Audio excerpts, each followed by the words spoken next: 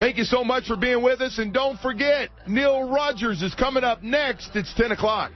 The views expressed on I'm pretty pissed off about that Pahokee situation, aren't you? And do not reflect those of the Pahokee, where they got that great frozen and refrozen cherry pie. That's in Pahokee Diner. 560 WQAM, Miami, Fort Lauderdale. You know what I haven't heard? The two words I haven't heard in a couple of days now? No. Swine flu. Oh, yeah. I don't think it's a problem anymore. I thought everybody was croaking. I think it flew away. I'm dying over here. 560 WQAM presents The Neil Rogers Show. Oh, my God. Talk to Neil. Dial 567-0560 in day. George is still with us another day. Write it on the blackboard. 877-785-NEIL or pound 560 on your AT&T and Verizon wireless phones. The opinions expressed by Neil, his guests, or his callers do not represent those of WQAM management, staff, or sponsors. No! Now, The Neil Rogers Show on 560 WQAM. Neil, God.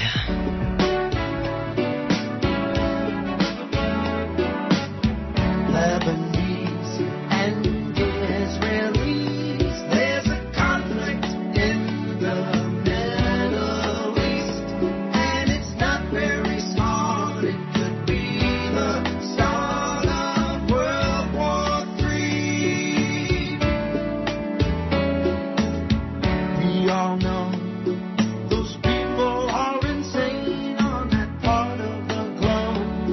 Things are really bad with all those guns. What will spill as I watch them kill each other? I keep wondering why. Hank's on CNN. They're all gonna Masquerading as Barbara Starr. Lebanese, Israelis, He gets two paychecks that way. I beg your pardon? He gets two paychecks that way. Yeah. and it's not very smart. It could be the start of World War III. Lebanese, Israelis, they've been fighting for centuries. Lebanese, Israelis, watch it every day on your TV. Lebanese, Israelis. All the Getchkis all the time, baby. All the religious fanatics. Lebanese, Israelis, if it's Armageddon, then Is it kosher or is it halal? I don't think there ever will be a little peace in the The Middle Dow's up 9 points. And Barbara Starr looked just like the humper there with the big smile on its puss.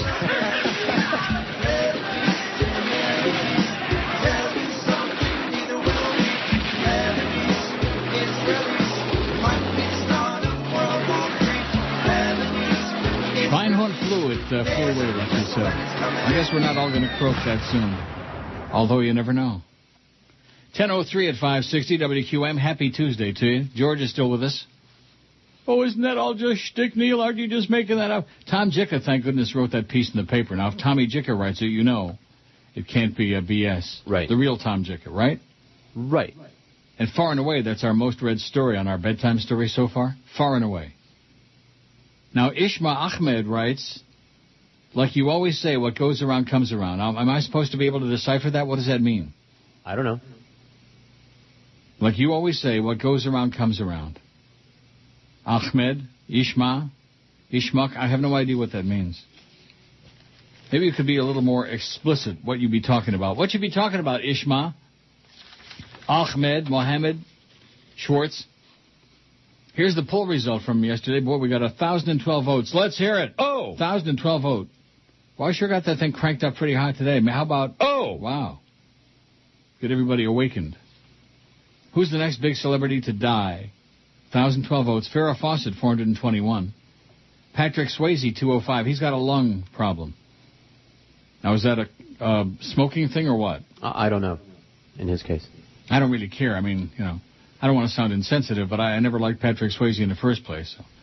In fact, I disliked him intensely. And not that I hope he dies or anything like that, but he will. Mickey Rooney, 108. He's going to die someday. What did we figure out? He's like 90 almost? Almost. Damn near 90. Little Mickey Rooney. Don Imus, 57. Dead man in a chair. Queen Elizabeth II, 40. John Madden, 39. Liz Taylor was a late addition, and she jump-frogged me, leapfrogged, 38 for Liz, 37 for me. Mo Howard David, he made a late move, 23. Lindsay Lohan, 13.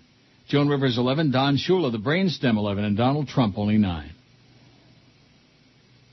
How do I fit in with these other people? And Mo also. Big celebrity? I don't know. This obsession with South Florida radio people, it's just, I don't know what to say about it. It's embarrassing to me. No, you're a superstar. And by the way, no more stupid, phony TKS crap. You know, all you Agent Provocateur Goyim out there, just nauseating. It was the same thing with Sirius. Oh, Sirius wants you, Neil, and and Bubba this and Bubba that, and Bubba Mices. That's what they are, Bubba Mices. All these stories. Anyway, you'll be pleased to know that Norma Kent is going to bat for George with a letter on legal stationery. Woo. Don't you think that'll scare him? Wow. Yeah. Scared me. Norma Kent letterhead. I read it to you this morning. Yep. About how, we're standing by our guns on the contract, and no, it has to be mutual agreement, and we don't agree to Flea or anybody beside George. That's the way it works. Although I've got some real firm instruction here. Here's one. Here's the definitive one. Everything is my fault. This is from the fake Julio Robaina. Oh, great. The truth about the George situation. And it says the truth about the George situation is that you, Neil, share in a responsibility. I'm a regular listener, and I'm aware of your part in the George injustice. My part. Other hosts take care of people like George and make them part of the shows. I thought you were part of the show. Okay. For example, Paul Castronova has made his #1 producer part of the show, employed by him and paid by him. Now, you tell me that's not correct. No, he's on Paul's contract, but he's not paid by Paul. Oh. So if the management ever decides to cut this producer without cause, the management will have to fire the whole show. Bubba the Love Sponge was banished by Cheap Channel and was out of work for 2 years, but in that time he continued to pay his 3 guys a portion of their salary out of his own pocket. Additionally, in his will, he's already left all the intellectual property of his show to his producers individually and as a group in his will. Those are examples of hosts who take care of their boys. You've been with George for approximately 20 years, and all you do is put a clause in your contract that allows you to choose your producer, but doesn't protect the one you have.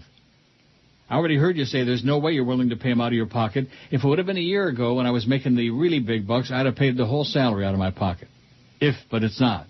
It says, of course not. I always thought that the people who said that you backstabbed the bird were overstating it, but now I see what you're capable of doing to people who demonstrated loyalty and dedication.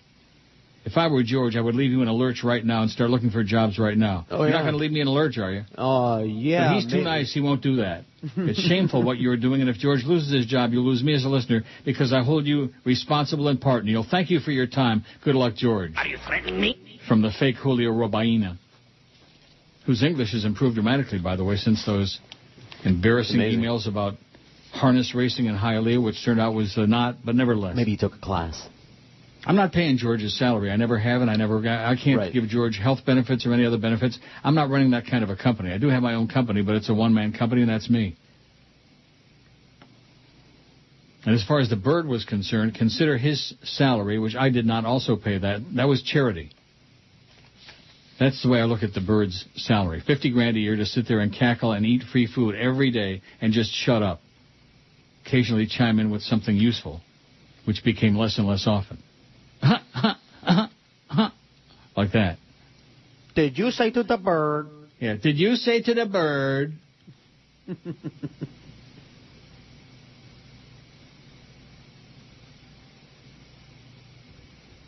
Oh, boy.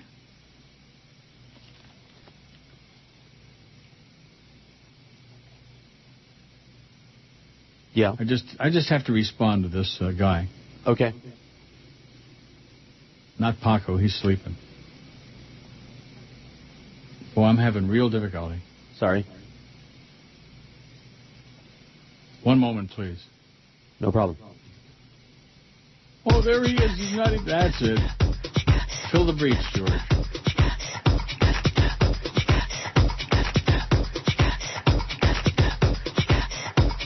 Okay, that's enough.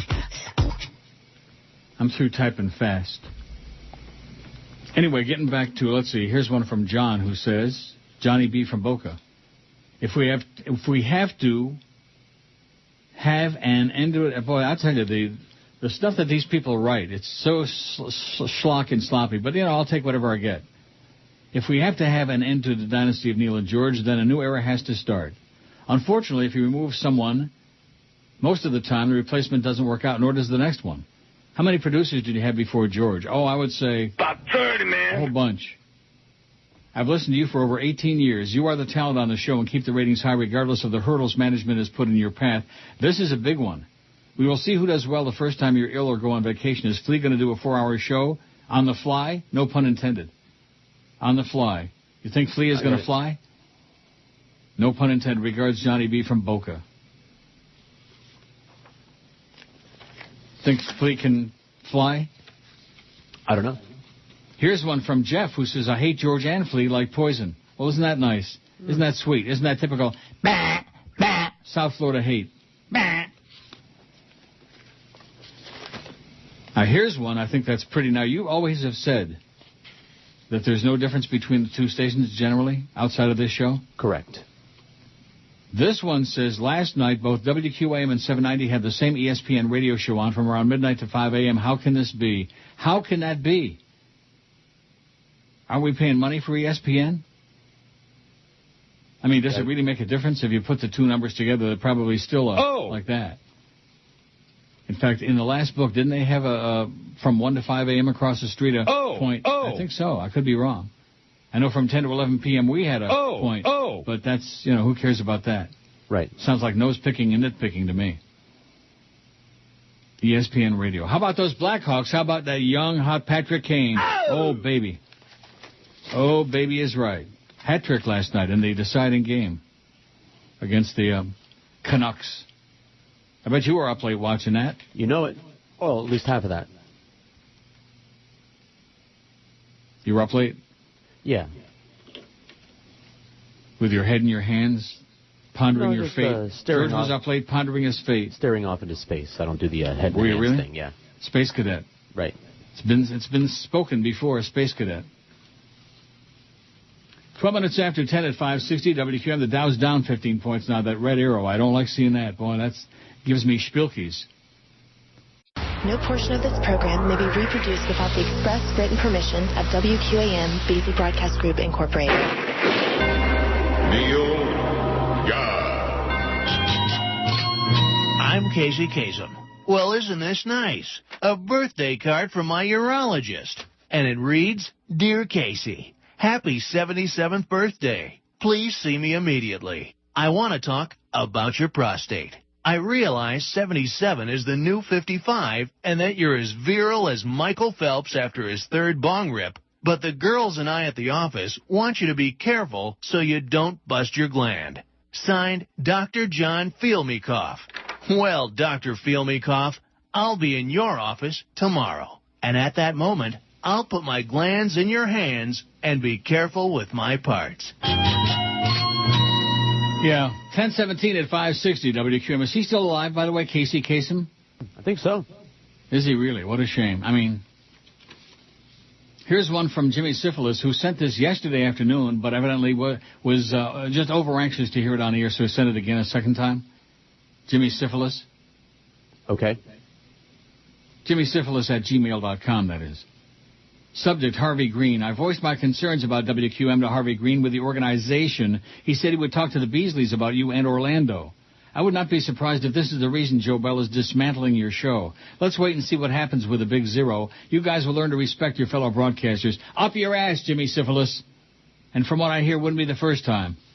Hey, Jimmy. You fairy. Syphilitic. Send it twice. Wouldn't you like to know who these people are? No, I know who they are. I know what they are. Oh, I know what they are, too. There's no question about that. Yeah. And in most cases, who they are, right? Chronic, lifeless, I have no life. shut-in ass clowns. That's right. Mike Johnson says, nice job by Roberto Luongo last night. He looked like Swiss cheese, giving up goal after goal in the third period. Nice job going from up a goal with 7 minutes left in the third to down 2 goals with 3 minutes left. You suck, Roberto, almost as bad as Jolly Joe's professionalism. And then Mike says, George, not sure what the future holds, but I'm cherishing hearing you on the show each day. He's cherishing hearing you on the show each day. How do you like that? All right. Cherish is the word, the association. That's right. Remember cherish? Yes, I do. Says, I wasn't a fan of yours initially when you replaced the tapes, but now you are the second best radio host, full-time or part-time, on WQAM, says Mike Johnson. Oh, no. The association, I think at least one of them is dead, which is unfortunate. They were pretty damn good. On an orange label. I don't remember the label, but orange. Was it reprise? Reprise? You say reprise or reprise? I like to mix it up. Frank Sinatra was on reprise toward the ascent of his career. Nancy Sinatra was also on there. Yeah. And what's his name? The Hawaiian singer, Don Ho. I don't know. Don Ho. Anyway, the association were great. Along Comes Mary. Cherish. Right. What else did they have? They had one other gigantic, one or two other big ones. Big. Look. Huge. Not as huge as Patrick Kane, but... One moment. Oh, you're Googling it? No, I got it in my library here. You know this one, I think. Along Comes Mary. Right. And there's this, of course. Along Comes Mary rhymes with... You fairy. Yeah. Windy. Everyone knows it's the one windy. that you're trying to think of. Never My Love. Right. Oh, I love that song. I love all their songs. A lesser-known song, nevertheless, it was a hit. What is that? I don't know, but it was a hit in 68. Doesn't ring any bells with me. Oh, yeah.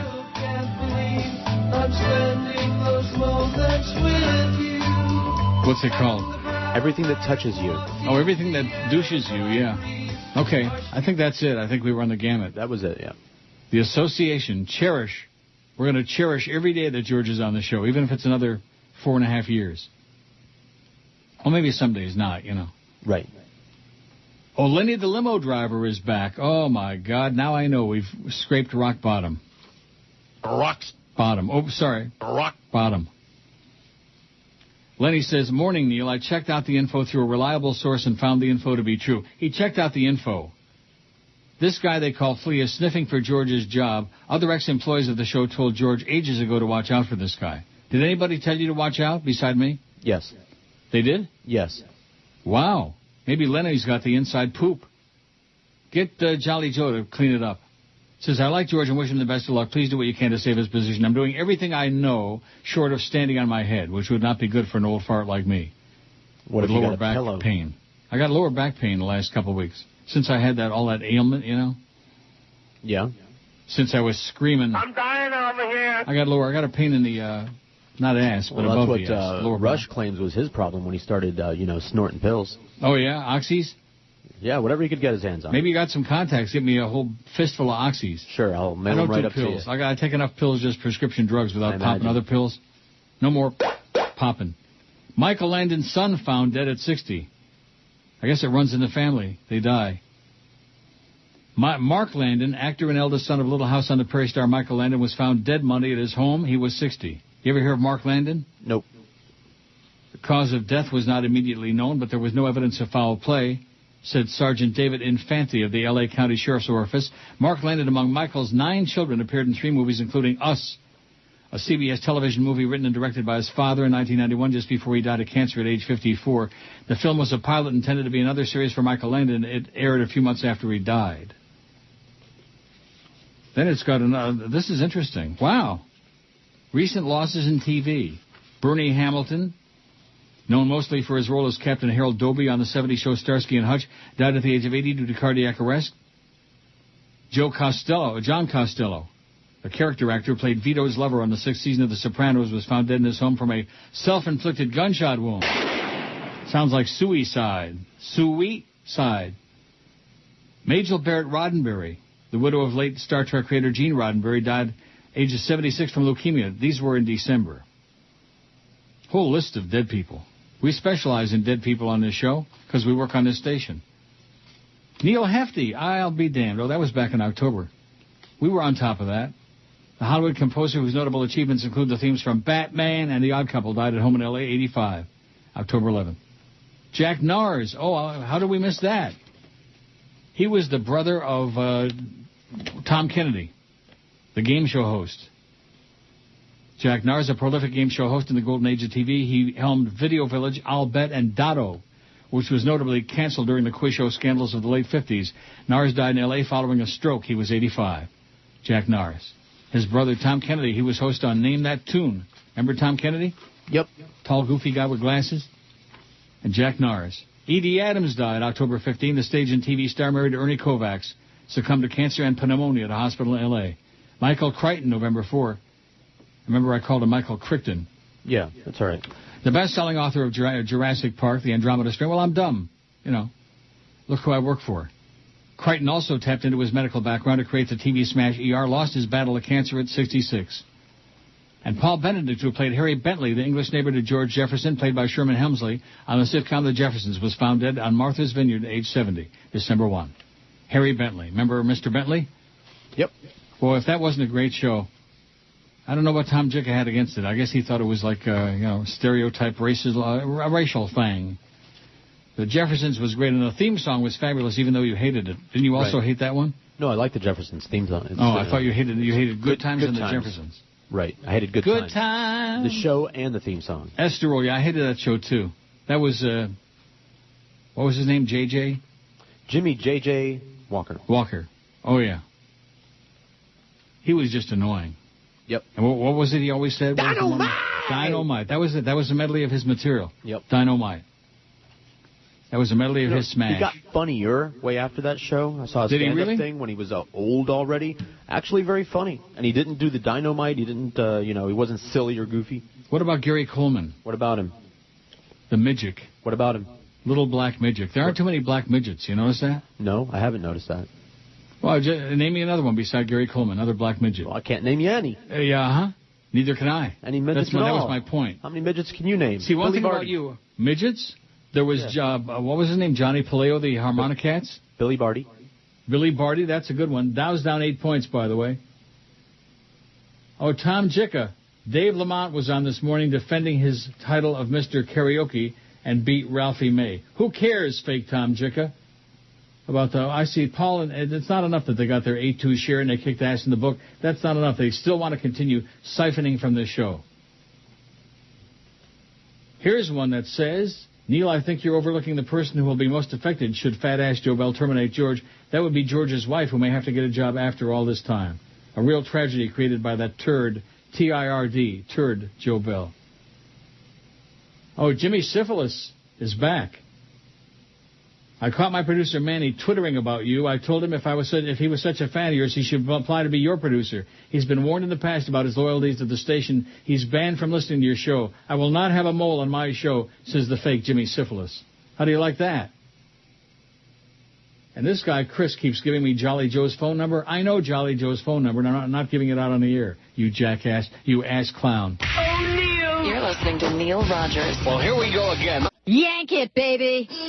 I think I shall now be sick. And I love pooping in my pants. I got sick and the teacher sent me to the vet. Swine flu. You pooped in the refrigerator? You make my gut puke. I'm not feeling so good right now. You make everyone lose it. She's pooped all over the room. Swine flu. You sick bastard! Well, excuse me if I was too busy on my knees in front of the toilet. Swine flu, I think my butt's screwed. Everyone leave. I have to poop. 'Cause I'm gonna blow for show. Thirsty blows! I'll be up all night.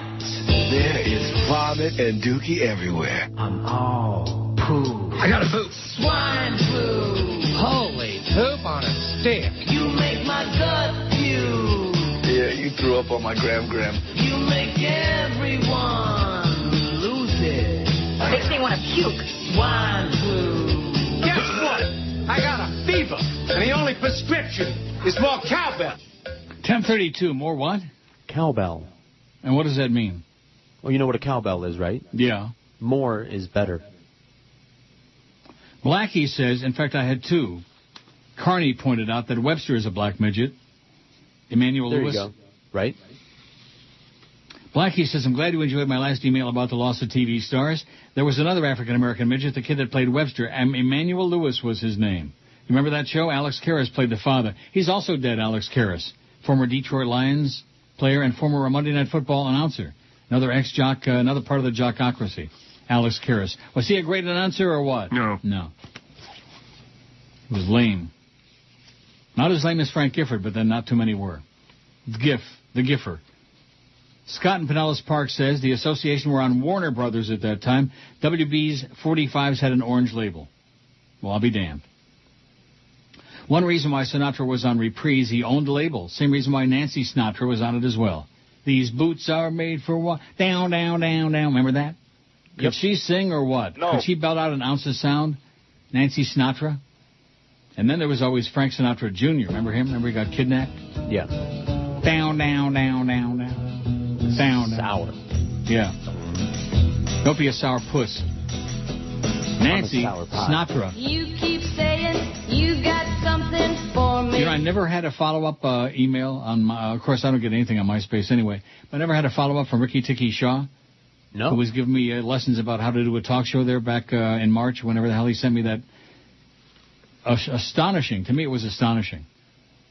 Let's compromise. I didn't know I was negotiating how to do my show with you, Rick. Let's compromise.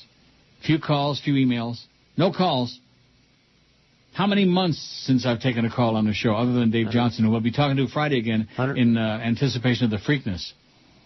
I wonder, is the Philly going to be running in there? What the hell's her name? The great Philly, Rachel Alexandra. Because if the Philly runs in the Freakness, then Calvin Borel is going to ride her, as opposed to that piece of crap, that great horse that won the Derby.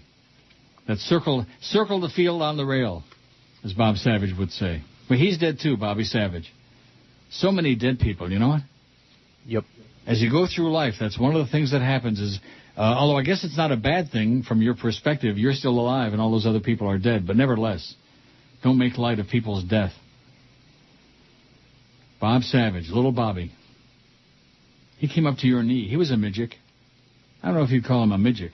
What constitutes a midget? I don't know. Well, Gary Coleman might not be because he had health problems. Oh. And his growth was stunted as a result, so he just turned out really short. I see. But I think that they like to be called little people collectively. Really? But there's little a difference, people? right? But there's a difference between being a dwarf and a How midget. about Billy J. Kramer, little children? Oh, I think they all hate this conversation, but whatever. What? The little people. They hate the conversation about them? Well, being called dwarves and midgets and things like that. Dwarf? I didn't say a widow dwarf. A widow dwarf. A widow dwarf? That's beautiful. Let's see. Blackie says, he's all over the place here, Blackie. I was in the airport on the food line the other day when my food was ready. The worker called my number, and my number was 77, so I yelled, WABC. Boy, poor impressionable Blackie, huh? Do you really believe that he did that? 77. No. WABC! I bet they were looking at him like strange, like, are you something wrong with you, man? He says, any good emails from anyone who went to Exotica? No, I didn't have any emails from anybody who went to Exotica. George, hang in there. It'll be their loss if they can you. How did your DJing go the other night? And F. Joe Bell, he says, with several exclamation points. Okay. How did your DJing go? It was fun. I didn't do a lot of DJing. I did some, but it was a good time. Where was that? At Club Exit in Hollywood.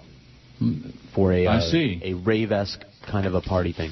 There were 4 DJ rooms or real booths DJs going on, real DJs. I was DJ trainee. Mike in Boca says, Uncle Neil, I emailed you months ago. I listened to Bubba while working in Tampa in the late 80s. I listened this morning. He's bragging that they're number 1 in Tampa because they knocked MJ out of the top spot. Who's MJ? I don't know. Michael Jackson. No, seriously, who's MJ? Like I'm supposed to know who that is? It's tough to syndicate and serve all your listeners and not appear that you're in Tampa, it says. I see. Well, it's a Tampa show, although he kicked ass 18 to 34 men with that 7 share. Got to tip your little cap to him for that, don't you? I mean, You don't have to, but we should. I'll go put one on, then tip it. Yeah, go put on a baseball cap. You're a big Marlins fan. How about those Blackhawks, huh, George? Who?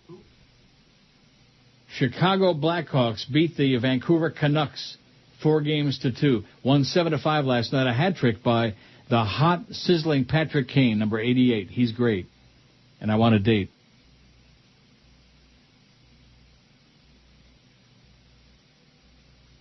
What is this picture of Man Coulter and some dark-complected guy? I have no idea who that is. One of Jimmy Walker's pals. Oh, I see. MJ is Schmidt? How do you get that from that? MJ Schmidt? Yeah. Oh, here's one that says there are many dead people. Alex Karras is not one of them. God, I thought that big fat tub, I thought he was in, and somebody else says, biography for Alex Karras, still alive. I'll be damned. Well, we learned something already. At least I did. I thought for sure he was dead. Alex Karras. How do you like that? A black dwarf is a white dwarf that's cooled down enough that it no longer emits light. See the Imagine the Universe science pages. Yeah. Well, let's get a little scientific here, for Christ's sake. A little black dwarf. Excuse me. Oh! Listener West Palm says, I don't know if you mentioned it, but Esther Roll's character as Florida started out as the maid on Maude for about a year or two.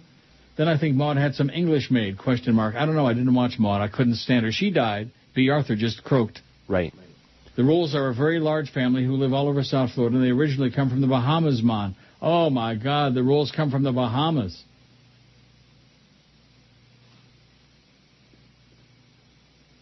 MJ is Todd Schnitt, and he's a tool, says Paul. Well, I'll be damned.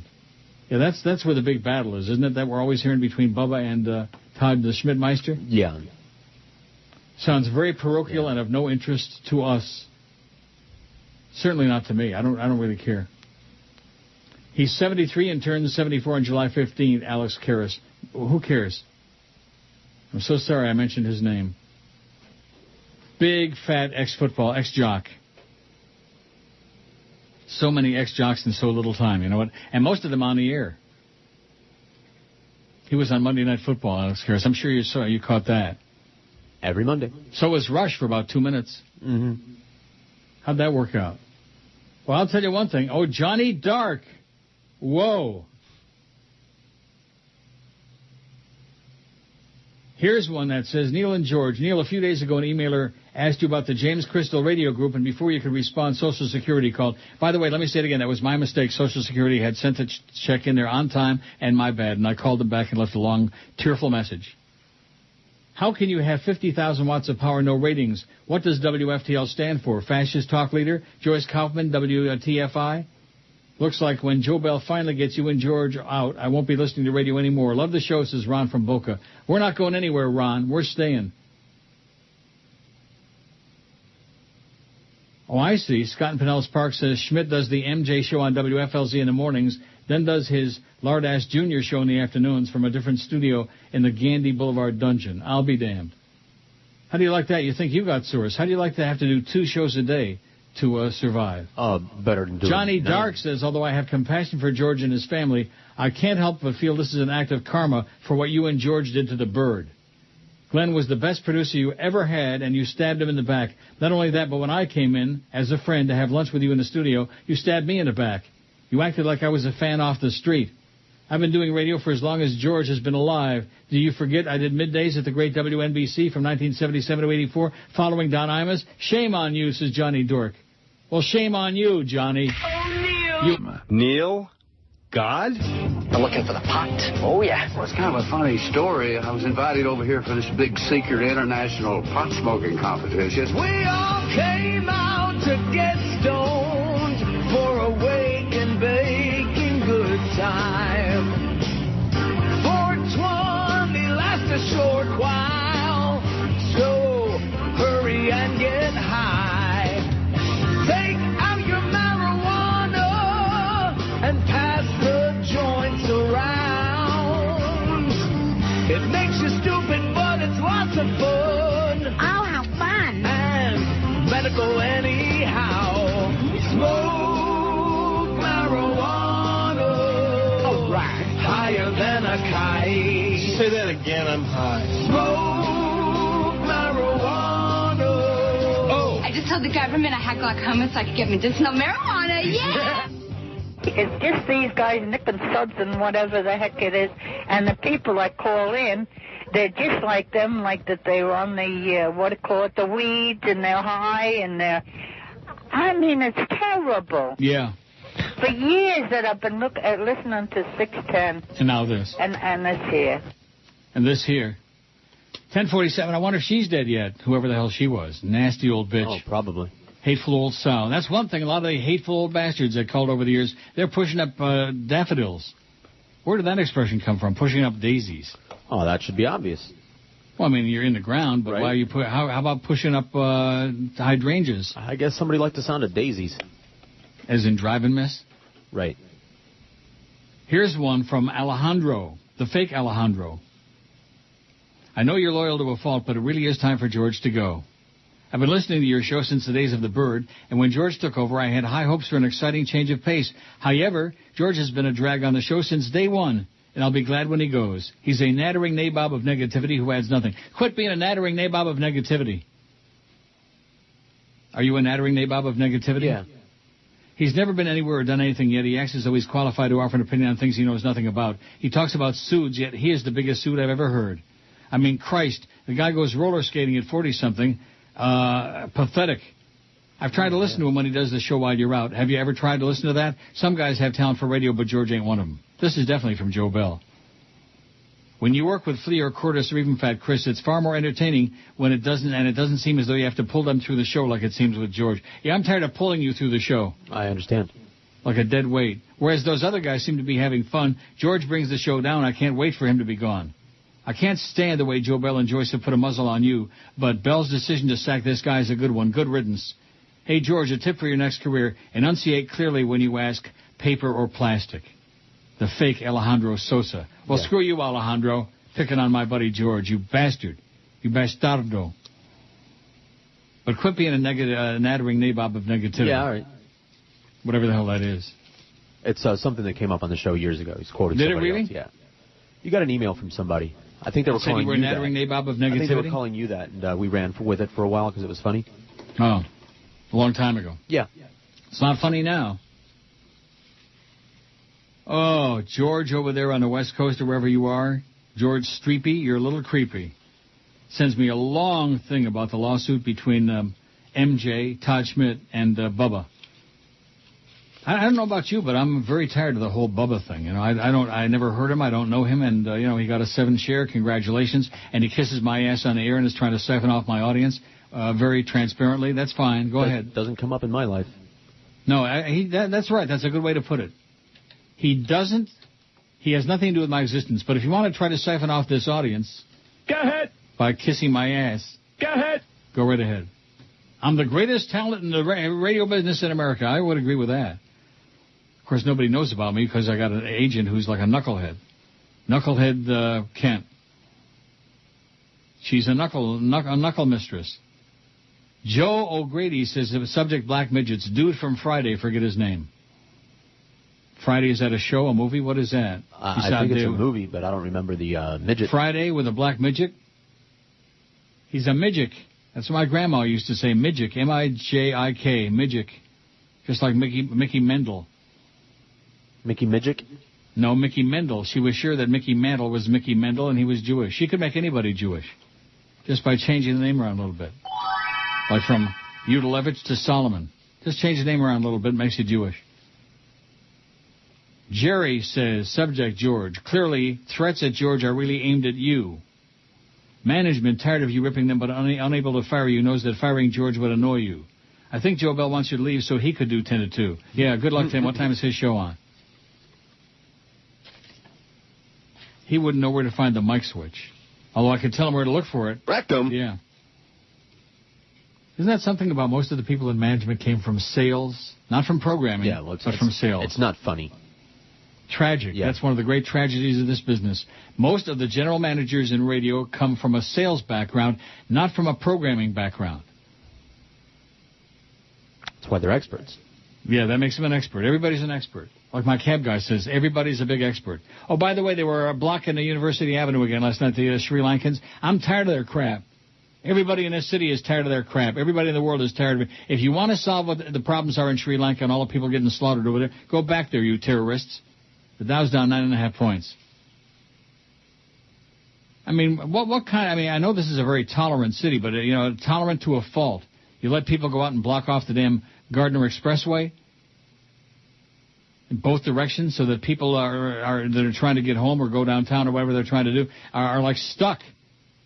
How'd you like to be driving into I-95 and find there's a whole bunch of goofballs standing out and sitting in the middle of the road? No thanks. I'd floor it, I think. Good idea. All you people try to drive the Gardner next time they pull that crap. Just floor it. Too many damn Sri Lankans here, man. Sick of their crap. Well, what's Canada going to do about their problem in Sri Lanka?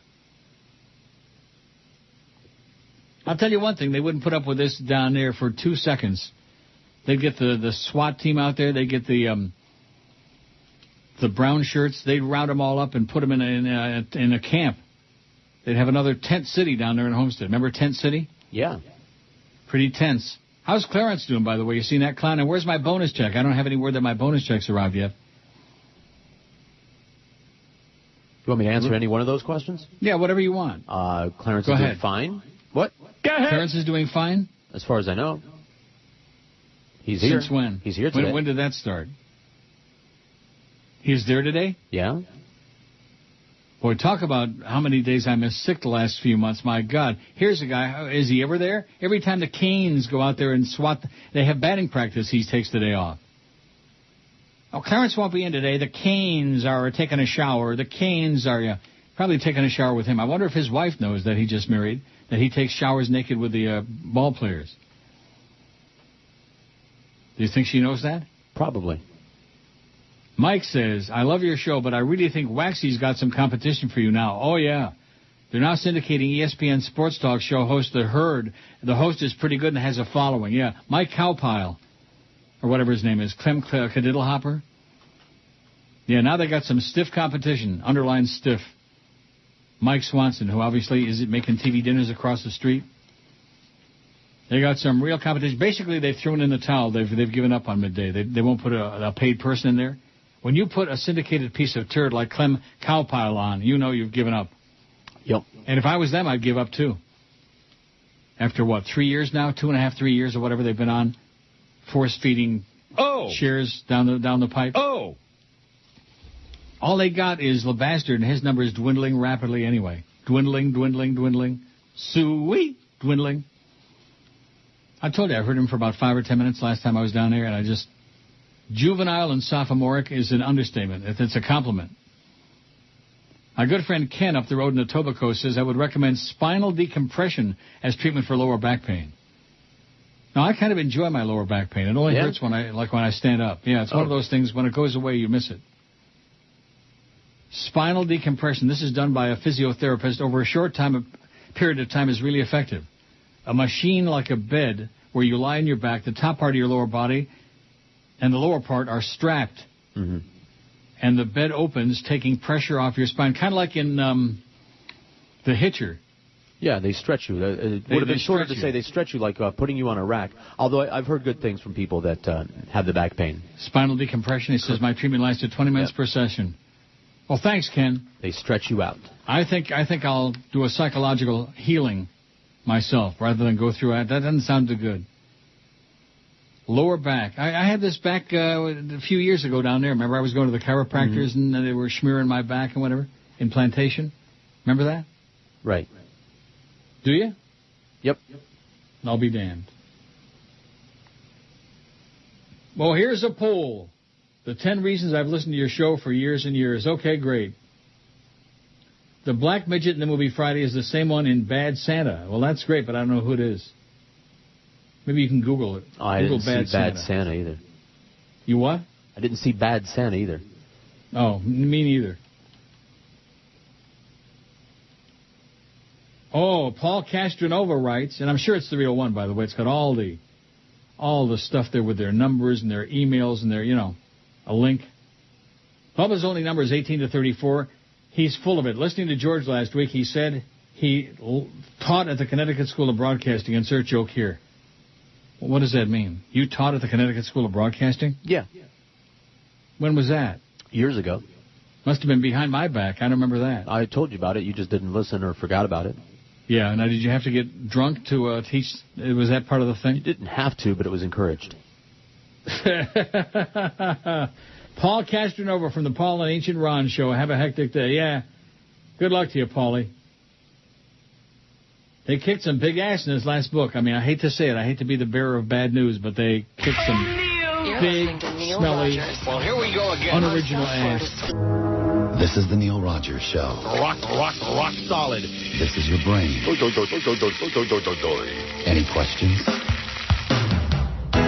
Real American a-holes. Real American a-holes. We salute you, Mr. Public Restroom Toilet Tissue Dispensary Filler Guy. Mr. Public Restroom Toilet Tissue Dispensary Filler Guy. On the food chain of life, you are an amoeba. Ow! Even the cart return guy mocks you as you head to the supply room to stock up. Gotta change the mix now. While your peers acquired their job skills at the local community college, you learned everything you've ever needed to know in that rancid turlet at the corner gas station. Put a tracker in your tank now. When you take your work home with you, it usually involves some sort of nasty rash.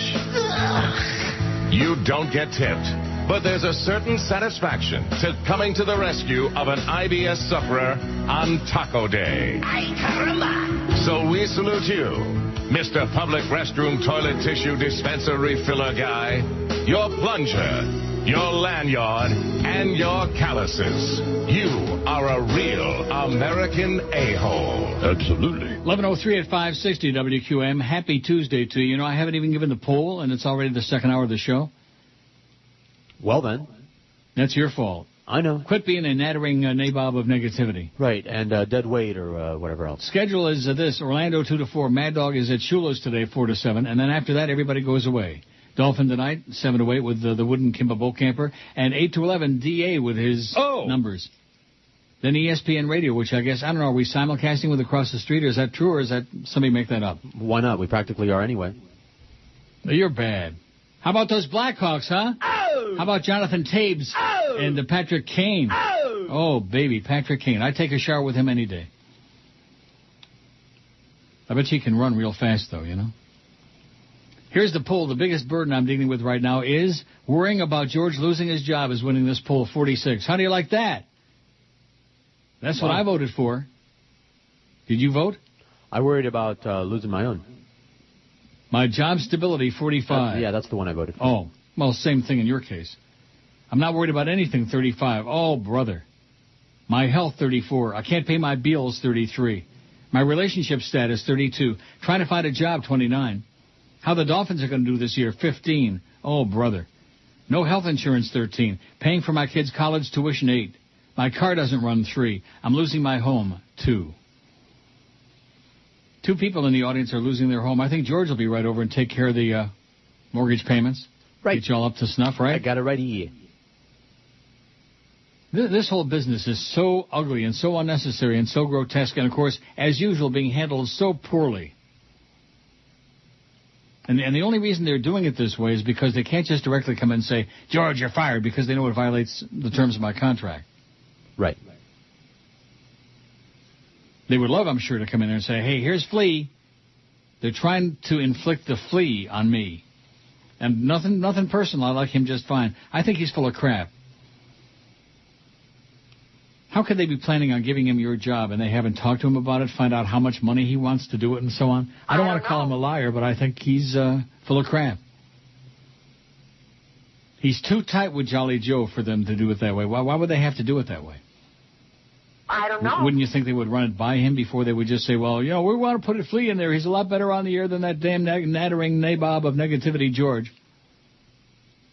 You know, as I get older, I've got a shaving problem. Do you? And you know what it is? Your head? No.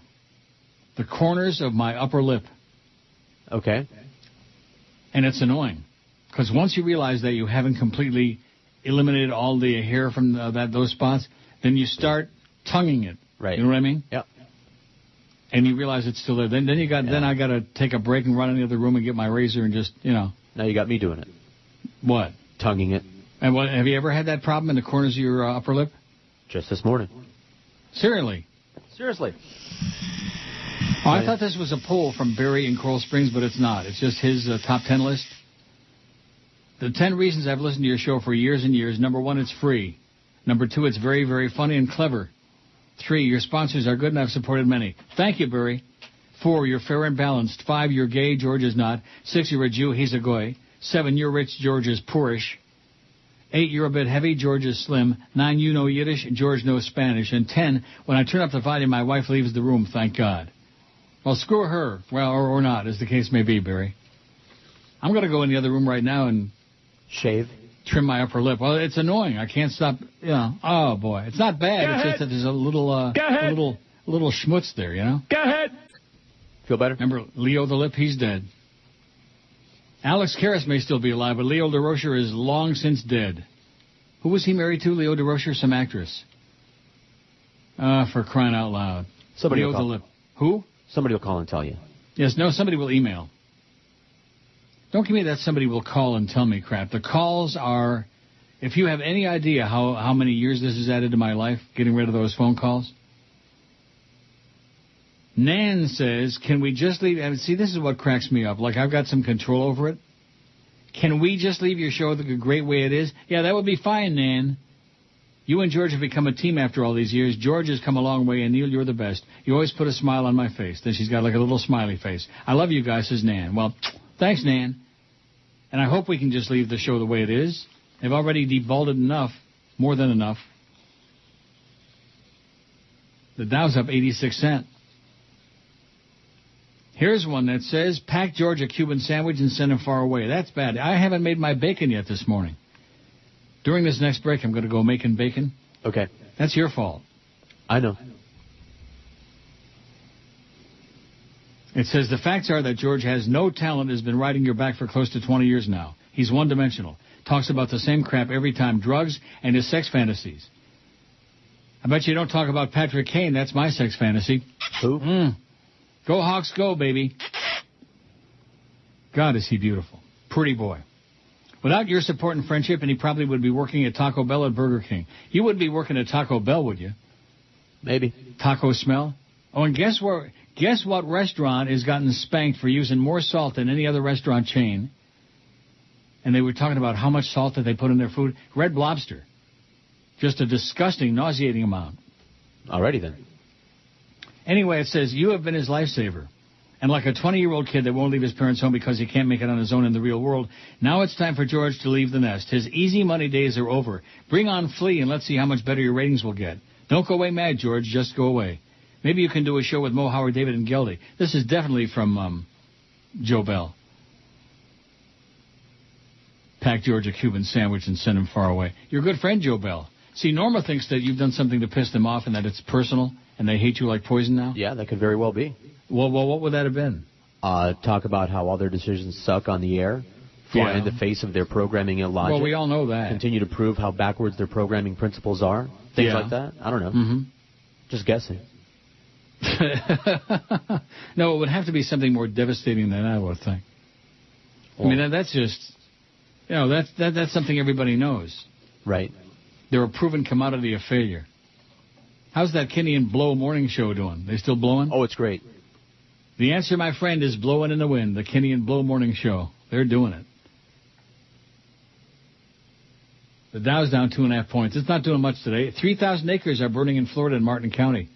Look at those fires. Look at that smoke.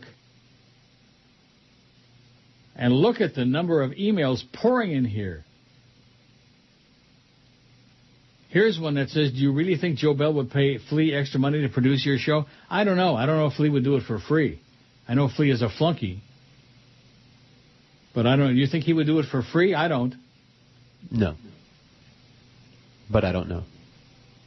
Here's one that says, I'm a listener of the Neil Rogers Show, but I won't be when you put on tapes during Neil's days off. George is interesting and compelling host. You're compelling. I hope that you don't terminate George Rodriguez's employment. Why are they sending this to me? Maybe it's a copy. If anything, he should be given a 2-hour slot to do his own show. Have him take Big O's slot. He would get bigger numbers. Get rid of George Rodriguez would be a bad business decision. I'm not some crank. I have a job, a wife, and a life. Thank you, Avi. Avi sent that. I guess he must have sent that to Jolly Joe. Yeah, if you want to send a complaint or some comment, send it to Joe Bell. Joe at WQAM.com. Isn't that his email address? Joe at BBGI.com. Oh, I'm sorry. Joe at BBGI.com. BBGI 6.7. Don't. Oh, I'm sorry. Don't start with that again. Oh, no. A Roman Catholic archbishop who resigned in 2002 over a sex and financial scandal involving a man describes his struggles with being gay in an upcoming memoir about his decade serving the church. Kind of like your governor. Your governor wants to run for the Senate, and boy, you think that movie Outrage outed him. All his boyfriends are going to come flying out of the closet now. your gay governor. You'll see. Travis Edmondson dies at 76. Half of the folk duo Bud and Travis. Never heard of them, did you? Nope. Travis Edmondson and Bud Dashiell were virtuosos known for their wide repertoire in Spanish songs. Never heard of him. Travis Edmondson. He's dead. He was 76. Thanks, Boz. Boz keeps me up to date with all the dead people. Lorraine Day. That's right. Thanks, Scott in Pinellas Park. Lorraine Day was Leo DeRocher's wife. Remember Lorraine Day? No. Back in the day, back 100 years ago? Well, you have to be really old like me to remember Lorraine Day. I guess. Or Leo the Lip DeRocher.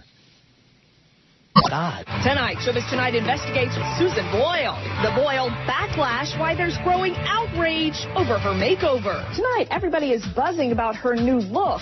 She's trying to look like Beyonce, for heaven's sake. She got liposuction and breast implants and a spray tan. When we first met her, she told the world she wasn't exactly experienced in the ways of love. But that whole never been kissed thing wasn't exactly true. Susan and I were just teenagers. We dated behind the barn. She got randy with one of the sheep. I think she's the one that started swine flu. But that's not all. A brand new video, Susan Boyle as a stripper. Watch.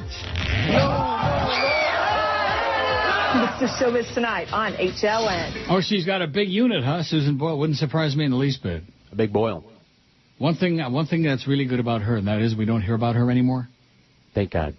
And we don't hear about swine flu at all. At all. Mm-hmm. Oh, here we go. Carrie Prejean. They've confided in me that they have found hope and inspiration in my I said it wrong, too. Miss California. I want to thank my mom and dad. Yeah. My straight family. Who are here with me today. My straight parents. And my sister. She is serving in the United States Air Force. I would like to thank... Oh, just shoot the bitch already and get it over with, for Christ's sake. There we go. God. She's the female version of Joe the Plumber. Yeah. Oh, here we go. The Phantom Informer is back, as if. Let me just say this to you, okay? I mean, I may be slow, old, stupid, but people don't hire people in this business by way of some anonymous jackass, ass clown, with an email named the Phantom Informer, okay? Right. Subject, Clear Channel Orlando. I knew it was just a matter of time before we heard from this geek again. I will give you some free advice. Get a new agent. Clear Channel Orlando has yet to hear from Norm. They are serious about this. If you are, please contact Linda Bird or Catherine Brown today. Yeah. That's the way that they do it. That's the way that they inquire to see if people want to simulcast their show, is they have some geek who identifies himself as the Phantom Informer, who isn't even the real Phantom Informer, on an email, anonymous email, and that's how they contact you. I spoke to Norma last night. He hasn't heard from anybody, nor is he going to. Nor is he going to get suckered into making any more stupid calls and looking like a bigger jackass than he already is. No comment. Now, he's going to bat for you. He sent a letter on his letterhead. Well, then. Yeah. You can't get much more serious than that. I guess not. The Dow's down 1.5 points. And Miss California's the hateful one man and one woman, despicable rumors and false allegations I have had within the last 3 weeks. Right. Stripper bitch. Slut. But she's kind of like Sarah Palin, very family-oriented. Right. With the illegitimate grandson or granddaughter, whatever it is. Kenneth says, please ask George what song he was playing when you temporarily stepped away 10 minutes ago when I went to shave my lip. Keep a stiff upper lip, guys.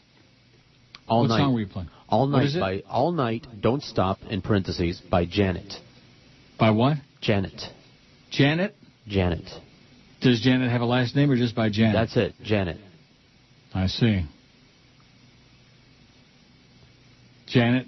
The Sander Kleinenberg mix, if you want to get technical about it. Wow. Next thing you know, we'll be playing Darude. And what was the name of that? Sandstorm. What was it? Sandstorm. That's what I just said. If you got it and you want to play it, I got it here somewhere. But I'm not going to dig it out. I don't like Darude. It's the same. Yeah, here we go. Yeah, it's the same. No, but I'm saying it's just the same four notes over and over again. There we go. Not that there's anything wrong with that. No, there's nothing wrong with it. It's okay, just fine.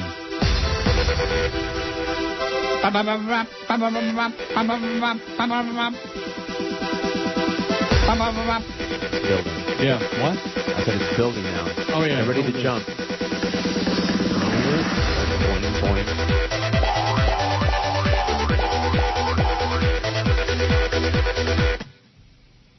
The biggest burden that I am dealing with right now is my job stability, 53, worrying about George losing his job, 52. How do you like that? That's very sweet. We always thought the audience were a bunch of hard asses, and most of them are, but nevertheless, they're worried about your job. That's good. They're finally convinced, I guess, after seeing Tom Jicka's column that this isn't some kind of shtick. Boy, that just bugs the crap out of both of us. Frosts our ass when people come up with, oh, yeah, I guess you got no material, so you made up a story. We don't make up crap on a show like that, okay? It's not like the old First Team where Defoe's in rehab in Vegas. No, nobody ever went on vacation on that show. They always had some kind of personal emergency or trauma that was always contrived and made up in a big, fat, stupid lie. And people like Kenny from Boar's Head and Mark the Jets fan and those other troglodytes, they would believe that crap. Oh, who did I hear Joe talking to this morning? Bahamian Joe or some Jamaican Joe? I don't know. One of those long-time chronics. Boy. Although I didn't hear what's his name on there, Stormcat.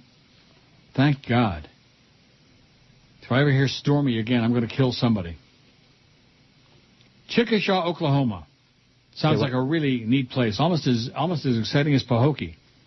That's another thing they kept talking about this morning. Pahokee this and Pahokee that. You ever been in Pahokee? I must have been. Or Okeechobee? Yeah, I've been all over. I did Florida. high school football games I broadcast when I was at JNO in Pahokee and Okeechobee. You talk about Yahoo, man. You talk about redneck. You're going to love that cherry pie. It's only been refrozen about 45 times. At the Pahokee Diner. That was the only place in town to eat. Of course, that's a long time ago. It's 34 years ago. They might even have an A&W drive-thru there now in Pahokee. Or a Mickey D's. Maybe. A Mickey D's with the new cheddar and bacon anus. Oh, and I never made my bacon, the anus burger. See? During this upcoming break, I'm going to make my bacon. Don't let me forget. All right, I won't. Make the bacon, you fat old fag. I'll text you. No, you won't. Don't be texting me about making bacon. The bizarre arrest of a man selling ice cream now has police cautioning parents not to let their children buy treats alone. He looked me up and down, Brandy Hogue said. It was creepy. It was really creepy. This is in Chickasha, Oklahoma. It's not what you'd expect when you walk up to any ice cream truck. But Hogue says she and her 2 young children got more than ice cream when the truck stopped in front of their home. It was eerie, really eerie. First she said it was creepy, really creepy. Now she says it was eerie, really eerie. She says everything twice. He stared at me as I walked up, then looked down at them and didn't take his eyes off them the whole time, Hogue said. I wonder if she's akin to Benoit Hogue, the frog hockey player. Benoit Ball? It was enough to prompt Hogue to call police. Authorities stopped the vehicle not far from her home and made a strange discovery. After searching the passenger in the ice cream truck, officers found marijuana in one pocket and 3 condoms in the other. And the man's response was, I'm just the ice cream man. But officials say they may not be all. You really don't think this may be somebody that's not just there selling ice cream, Chickasha Assistant Chief of Police Elip Moore said. E-L-I-P, Elip. Well, when you're in Chickasha, you have strange names like that, Elip. Police arrested 19-year-old Robert Lee Spell for possession of a controlled substance, but it was his nervous actions during questioning that concerned lawmen the most. The type of behavior is consistent with somebody who's been caught doing something. Hogue is just thankful the man is off the streets. Pot in one pocket and condoms in the other. On the way to a party, I imagine. Yeah, and the ice cream in the truck. Yeah? Some sweet treats, no doubt. Holy Mackinac! This is Joe Bowen, the voice of the Toronto Maple Leafs, and you're listening to the Hockey Authority, Neil Goff. This is CNN. Everybody avoid non-essential travel to Mexico because of the swine flu crisis. A Texas family exploded because they have the swine flu. You're probably not protected from this strain of swine flu. U.S. Homeland Security Secretary Janet Napolitano threw at least one gasoline bomb and took over some buses. She even gave a play-by-play of what was happening. I got diarrhea. See? It's possible the virus can mutate and turn into a polar bear. Holy crap! You can see an adult bear biting her after she jumped into a moat. I don't need this crap! It's possible the virus can mutate again and turn into a car. No, it does not turn into a car. Actually, they wrote me to say that. It does not turn into a car. We'll be right back with more headline news. CNN breaking news. So let me ask you this. You think the Holy Father ever takes a holy crap? All the time, I imagine. Il Papa? Hey, Papa, nice outfit, man. Nice dress, nice, cute red shoes. They look really... gay. Oh. Don't be saying that about the Holy Father. And look who's standing up there. Miss California gets to keep her crown. And look who's talking up a storm. Yes, Andrew. Donald Trump. What does Rosie think? Honestly? Rosie, she'll probably have something to say about this. Carrie, you are a role model for young girls. Over here, hi. Oh, hello. You're a role model for young girls, and whether or not the pictures were taken for applications, as you said, or publication, the fact is these pictures existed, and they've made their way out there. Pictures that you said didn't exist, and to some young girls, it may make you look like a liar. So my question is, what does that say about being a role model to young girls if it appears to get ahead in your game is to be dishonest? Well, by the way, I think it's a very unfair question. There's no dishonesty there. I think it's a very unfair question. There's no dishonesty there. And these pictures, I mean, I looked at the pictures, and you all looked at the pictures, and these were not pictures like you're talking about. You know, we had to terminate somebody a year ago. And if you want to see pictures, I'd show you pictures. So, you know, you can't talk about the dishonesty. Okay, go ahead. Thank you. Go ahead. You want to answer? Any other question? Yeah. Question?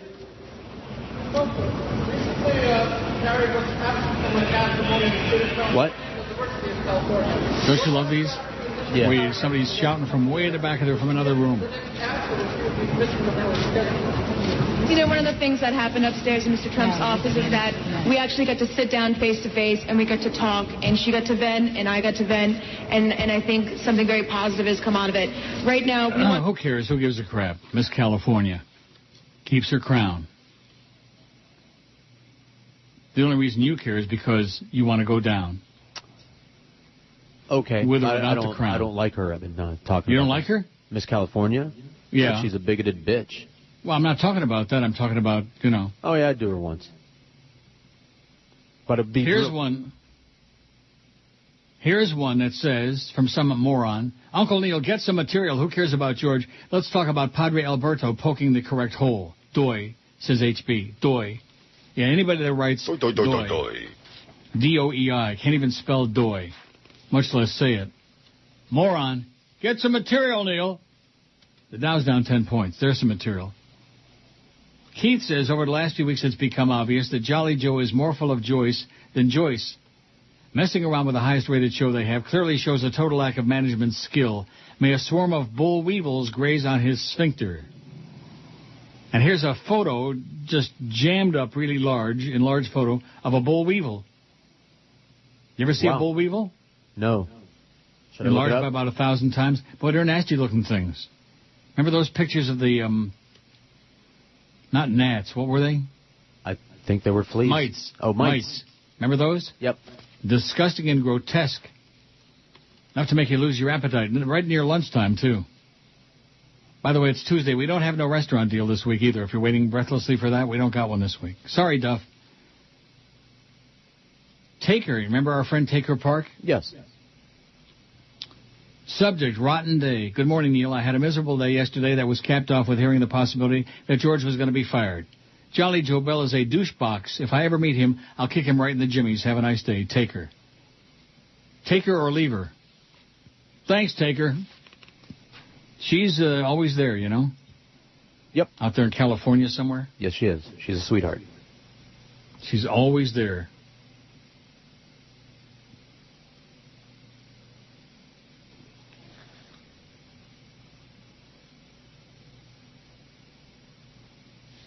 Maybe I'm getting a message from Florida. Maybe my bonus check will be there. It wasn't there yesterday.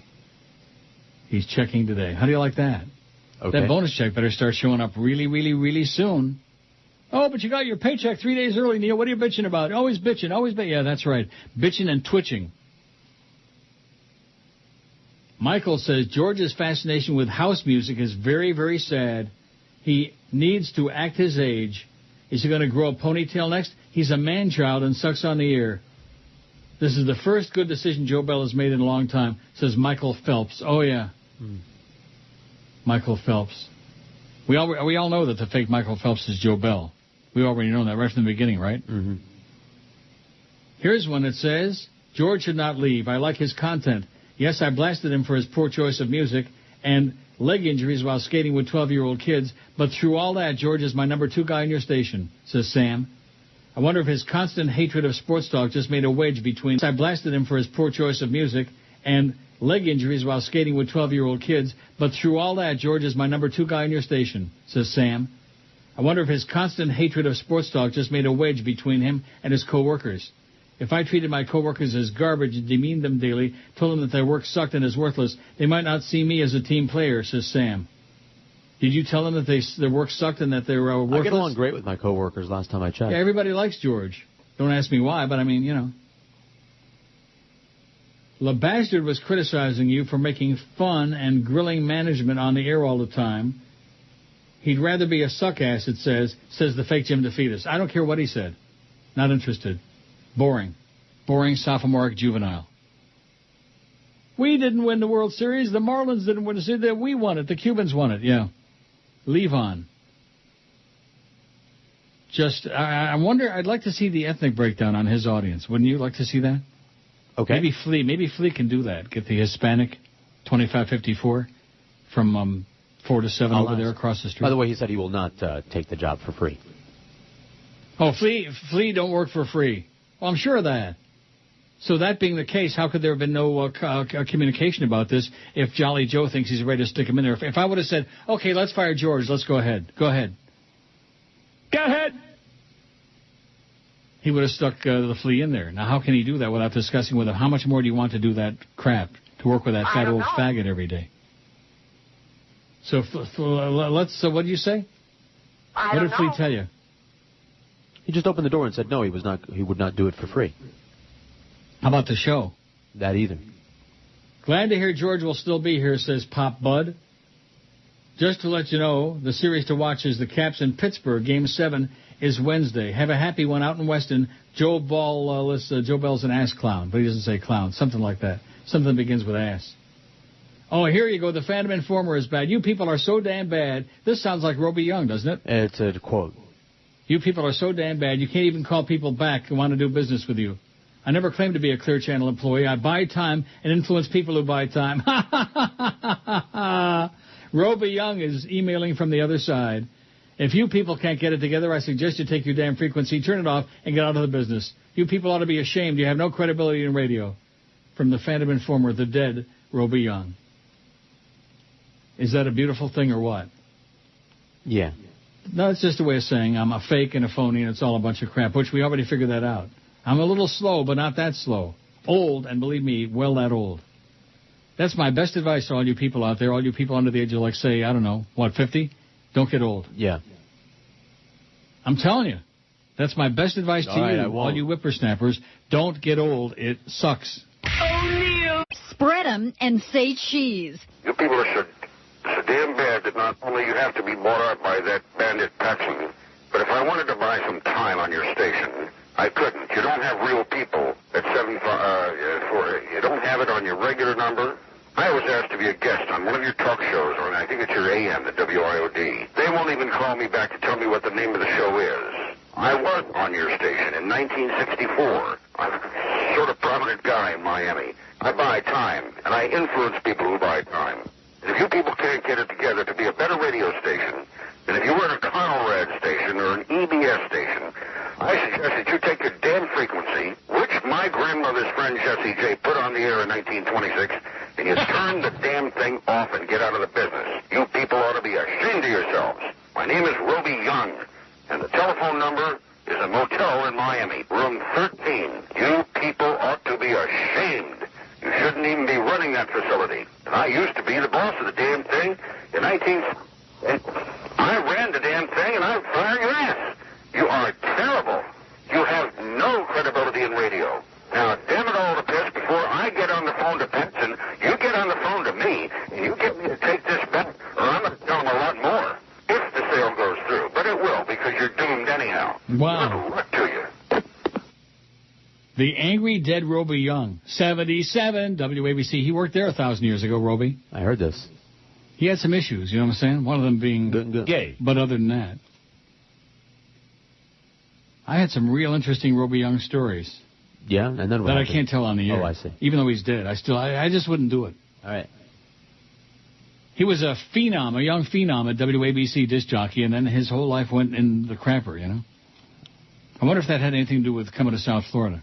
Maybe. Mike says one of the many reasons George needs to stay is because he attends Ultra and knows who Deadmau5 and Sander K is. Leave George alone. Leave George alone! Leave George alone! And how dare anyone out there make fun of Brit George. Anyway, I think just for the editing job on Read a Mother effing Book, I think that alone earns you a whole bunch of brownie points. Well, thanks. I think Joe Bell thinks you had earned a whole bunch of demerits when you ripped him an ass and said that he was an ass clown or whatever you said about him. Or was that Clarence said that about Joe Bell? I don't know. I think Flea is the one that said it. Flea said he's a big fat-ass clown. The only thing I would take exception to that is that clowns generally tend to be funny, and I don't find anything funny about Jolly Joe Bell. Kevin in Miami Springs says, I was so sorry to hear on your show Monday that it appears George will be fired. Please give him my support. Hey, you got Kevin's support in Miami Springs, George. Thanks. I'll throw it on the pile. You were also hinting on the show you want Norma Kent to go after QM and Beasley Broadcasting for breach of contract. You definitely should have Norma file a breach of contract suit. In my opinion, if Norma fails to do this on your behalf, you should fire him and go get a lawyer with cojones who will. Well, Norm don't have cojones. He likes cojones, but he don't have any. Maybe he's out picking up a stray homeless right now. Todd in Hollywood says, how can this be? Is this really happening? George gets the Isaac Hayes, question mark.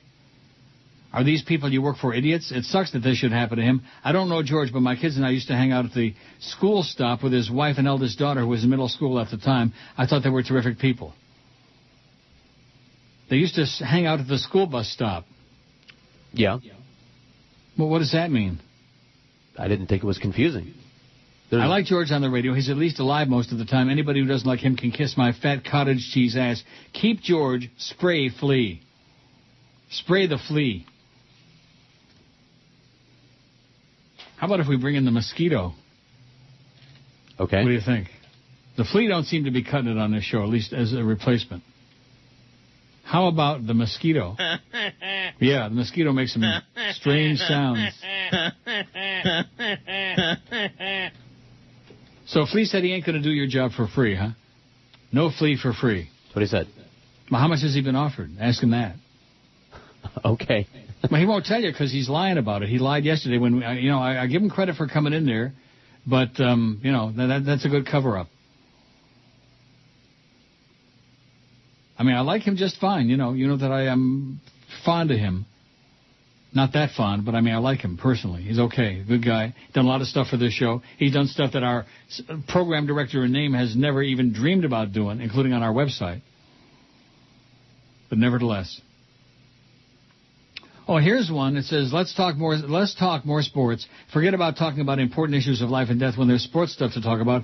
Long live Stormcat, the show killer. Show killer doesn't even come close to describing it. Now, that's a good poll question. Who's the biggest show killer on the sports shows? Of course, one of the choices would be don't listen to the sports shows.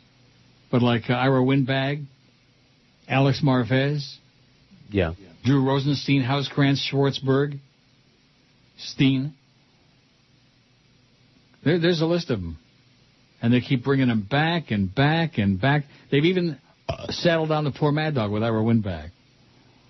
I guess Mad Dog is just, he must be like me, old and feeble now, Because back in the day, he wouldn't tolerate that kind of crap because he hates guests. He doesn't believe in guests, and he's right about that. He's absolutely correct about guests. Most of them are a tune-out. If I'm going to have a guy coming on here talking about old baseball cards for 2 hours, and I announce it ahead of time, 99 and 9/10% of the audience are not going to be tuning in. Because 99 and 999, they don't care about it. No matter how many baseball card shows some talk show host might go to, the audience doesn't give a flying crap about it. Do you give a crap about it? Oh, yeah. I listen to every one. I'm riveted. Here's one from Jorge in Miami who says about you, typical leftist punk. George calls Ms. California a bigot just because he doesn't agree with her. What happened to freedom? What happened to freedom of speech? Yeah. I'm glad he's getting fired, says Jorge in Miami. Not so fast, Jorge in Miami. He's not going anywhere. Norma Kent is sending a letter. Maybe he already sent it, emailed it, sent it, snail mail, put it in a bottle on his legal letterhead to Jolly Joe Bell, saying, no way, Jorge. So Jorge in Miami blowed out your right-wing ass. You got some nerve picking on Ms. California, George. Everybody's just because she's a bigoted bitch. I'm not giving her a hard time for stating her honest opinion. She's a bigot. Yeah. That's her honest opinion. That's fine that she stated it. Right. You know, if a Klansman gets up she's got and a says, right to say she's a bigot. That's correct. If a Klansman gets up and says, black children shouldn't swim in the swimming pool with white children, that could be his honest opinion, and he's still a bigot. Right. What happened to freedom of speech? Not freedom of speech. You're an idiot, Jorge. You're free to express all the bigoted opinions that you want, and I'm free to call you a bigot. Right. Creepy George Streepy in Orlando, who's chronic. The sirens are coming again. You hear them? No. Can't hear that? I do now. Fleet brought up a good point yesterday, says George. Just how much could George be making that would adversely affect the bottom line of a #1 show on a heritage large market station? That's correct.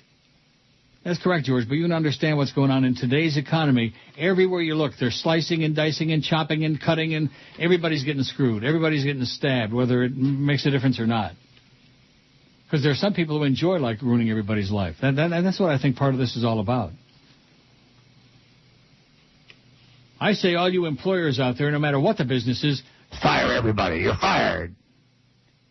Yeah.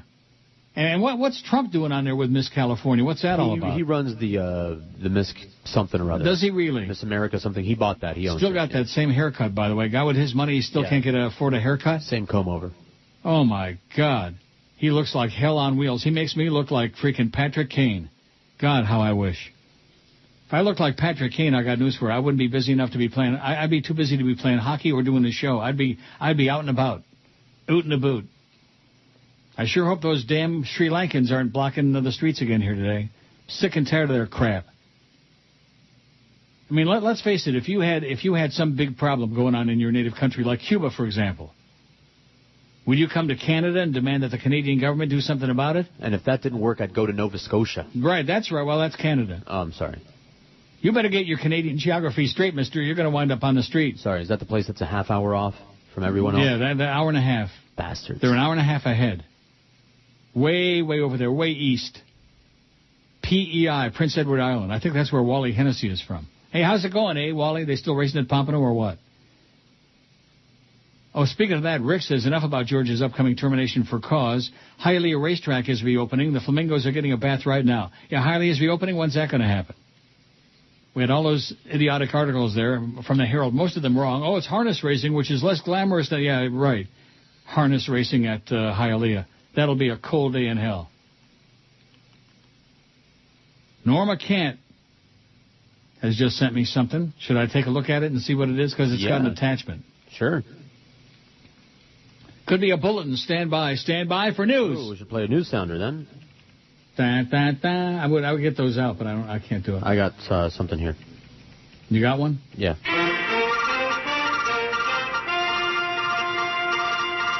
Here's the attachment. Oh, I sure hope this isn't in the form that I can't open. Oh, if it's going to be one of those. PDF. Oh, no, it's Adobe. I can read that. It's from Joe Bell. Oh, no, it's to Joe Bell. This is the one we already knew about. Neil has reviewed your request to substitute another host for George as producer. While sympathetic to the financial matters you enumerated, he declines. Neil simply requests that the long-time continuity of his show be protected and asks that WQAM honor George's contract in its entirety. Sincerely, Norma Kent. How do you like that? That was on my Adobe Reader. I was able to open it. As opposed to usually the crap that they send me, which I can't open. And all that Microsoft crap. Boy, there's a lot of emails coming in today. They're pretty pumped up about all this crap. Neil, please keep Boy George. Oh, this is from Stokebroker Rick. Any shot at the Preakness promotion? Yeah, you sent me this idiotic crap before, and there ain't going to be no Preakness promotion with caps and hats, etc. Here's one from Oishmoy Jew. Says, welcome back, George. Oh, I don't think anybody changed any mind yet. We just got Norma Kent's moderate email, moderately adamant. Why did Joe Bell change his mind about George? He does really have a heart. Neil threatened to bail. George's wife put out and saved his job. Joy showed him her goods and told him to choose, etc., etc. Welcome back, George. Well, welcome back from what? I didn't know I went anywhere. Did you go somewhere? Yeah, Uranus. And now I'm back. A poem from Baron Fitz, the worst poem in history. Neil's show is half dead. George's balls are bruised. Joe Bella's a fat loser. Hates Cubans and Jews. Oh, you like that one, huh? It's cute. It rhymed. From Schmendrick, whatever his name is. It rhymes. Here's one from Keith. Let's talk about talent here. Listen to George's voice. It's not yours. It is naturally smooth and has a soothing tone to it. He has the ability to be diverse and change his tone, singing or talking. Flea's voice sounds just plain and soft, like a schoolgirl.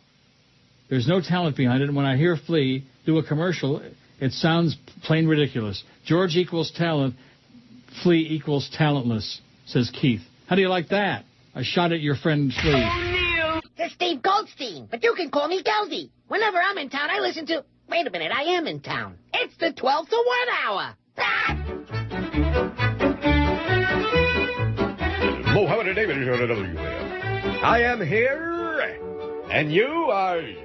And I can't say it anymore. They took that from me. Thanks in no small part to that midday show guy. Who, Boca? Yeah, that's the guy. Whoever the hell that is. You met him. I did? Yes, out in the hallway. I don't know whatever. Let's take some calls, then, shall we? Prestigious Bud Collier City. Hello. Yeah, hi, Mo. Yeah, what do you know? What is it? When are people gonna realize this? This is a sports show and nothing else. Absolutely. Nothing exists outside the gay world of sports. Yeah, and by the way, they paid me to ogle and admire men.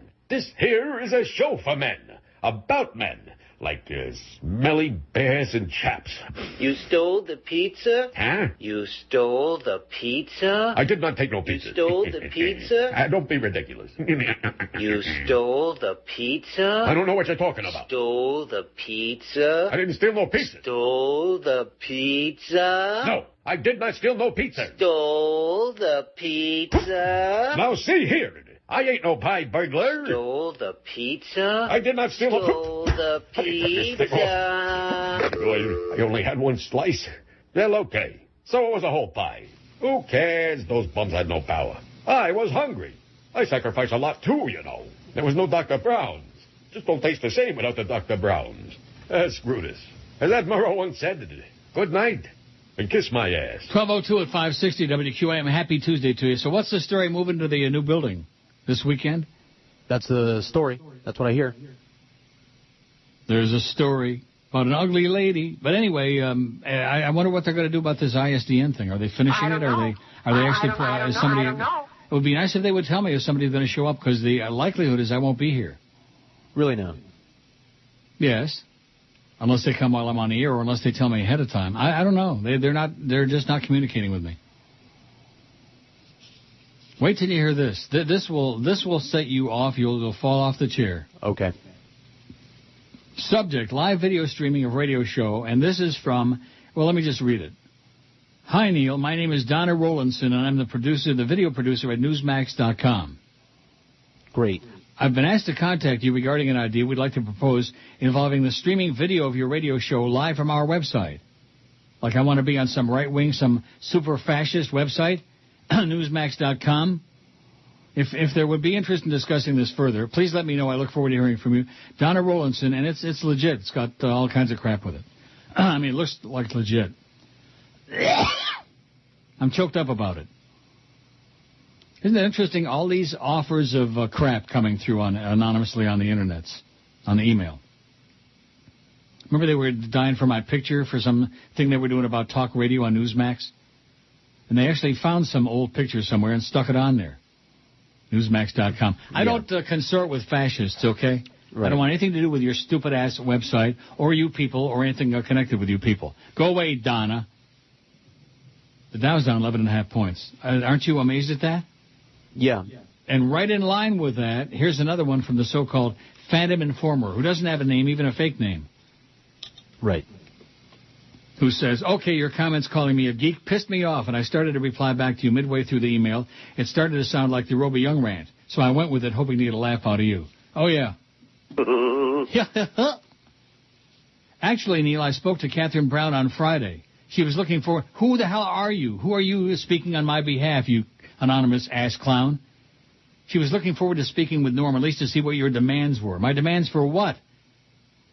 Isn't that the way it always works, that the program director speaks to some groupie caller or emailer? An anonymous groupie caller. Right. It's just sad that Norm refuses to make or return calls. He hasn't gotten any calls, okay? Because he doesn't know who these people are. He hasn't gotten any calls from anybody at Cheap Channel, anybody in Orlando, etc. How can your agent be so lazy and stupid? What harm would it be to have George make a call to Catherine? I don't work for Clear Channel. They did not put me up to contacting you. This is the same one that wrote, you people are so damn bad you can't even call people back, yada, yada, yada. Right. Roby Young Jr. The fake Phantom Informer. He's not even the real Phantom Informer. He's a rip-off Phantom Informer. Not even the real one. Sad. Geek would be. I apologize to all the geeks in the world, okay? Like our close personal buddy, Tom Velveeta. I was a geek. Yeah, I know. We figured that out. Then there was always Curtis. Oh, God. And Susie Short Skirts. You know, there was a secretary at WNWS when I was there. Susan. I think she was like the accounting bitch, or accounting lady. And we used to call her Susie Short Skirts. I know that's not very interesting, but that was her nickname, Susie Short Skirts. Yeah. I wonder what happened to all those people. There was that bitch sales lady that wound up marrying Mike Moonshine. Yeah. Who came to INZ. Oh, I'm not going to waste my time selling your show for a lousy $50 a spot when I can sell the morning drive for, like that. And I got her the job there. I got her hired at INZ. What the hell was her name? Oh, my God, that slips my mind. I can see her, and I can see that Mike Moonshine.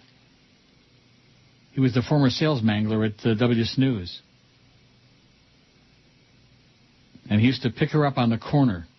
He'd pretend he'd be driving home, and she would sneak out the side door or wherever, and he would drive around the building and pick her up on the corner. Can't think of her name. Somebody will know. I had an email from Dan Coons a few days ago. Who? Dan who? What'd you just say? Coons. I said, what'd you call me? Oh, K-U-N-Z, Dan Coons. That was his name. And then there was always Bob Kunst. I wonder what happened to her. Here's one that says, this is Flea. I can do George's job for a quarter of the money and save the station some cash, so we can all stay employed. George is a no-talent ass clown leeching off you. The money we can save can feed Fat Jolly Joe jelly donuts for a year. Where do I sign? Flea. Boy, I can't believe I can't remember that sales bitch's name. I got her hired, and then she, I was working nights at that time. Ellie, that was her name. Ellie, Smelly Ellie. Really? Here's one that says, from the fake John Maynard Keynes. Between hobbling your show with restrictions on material and in his attempt to fire George, I'm convinced that this man, meaning Joe, has no clue what he's doing. I routinely listen to George when you're out, and so do many of my friends. And we are part of that coveted 18 to 35-year-old demographic advertisers love. If you think about it, however, there's a logical motive to be found. If the axe were to come down between George and Joe, who would you choose to cut? A guy the audience clearly likes, or some guy that's all but killed one of the highest-rated shows in the market? Sounds like an act of self-preservation on Joe's part, if you ask me. Still listening after 15 years. I didn't know there was a contest between you and Joe.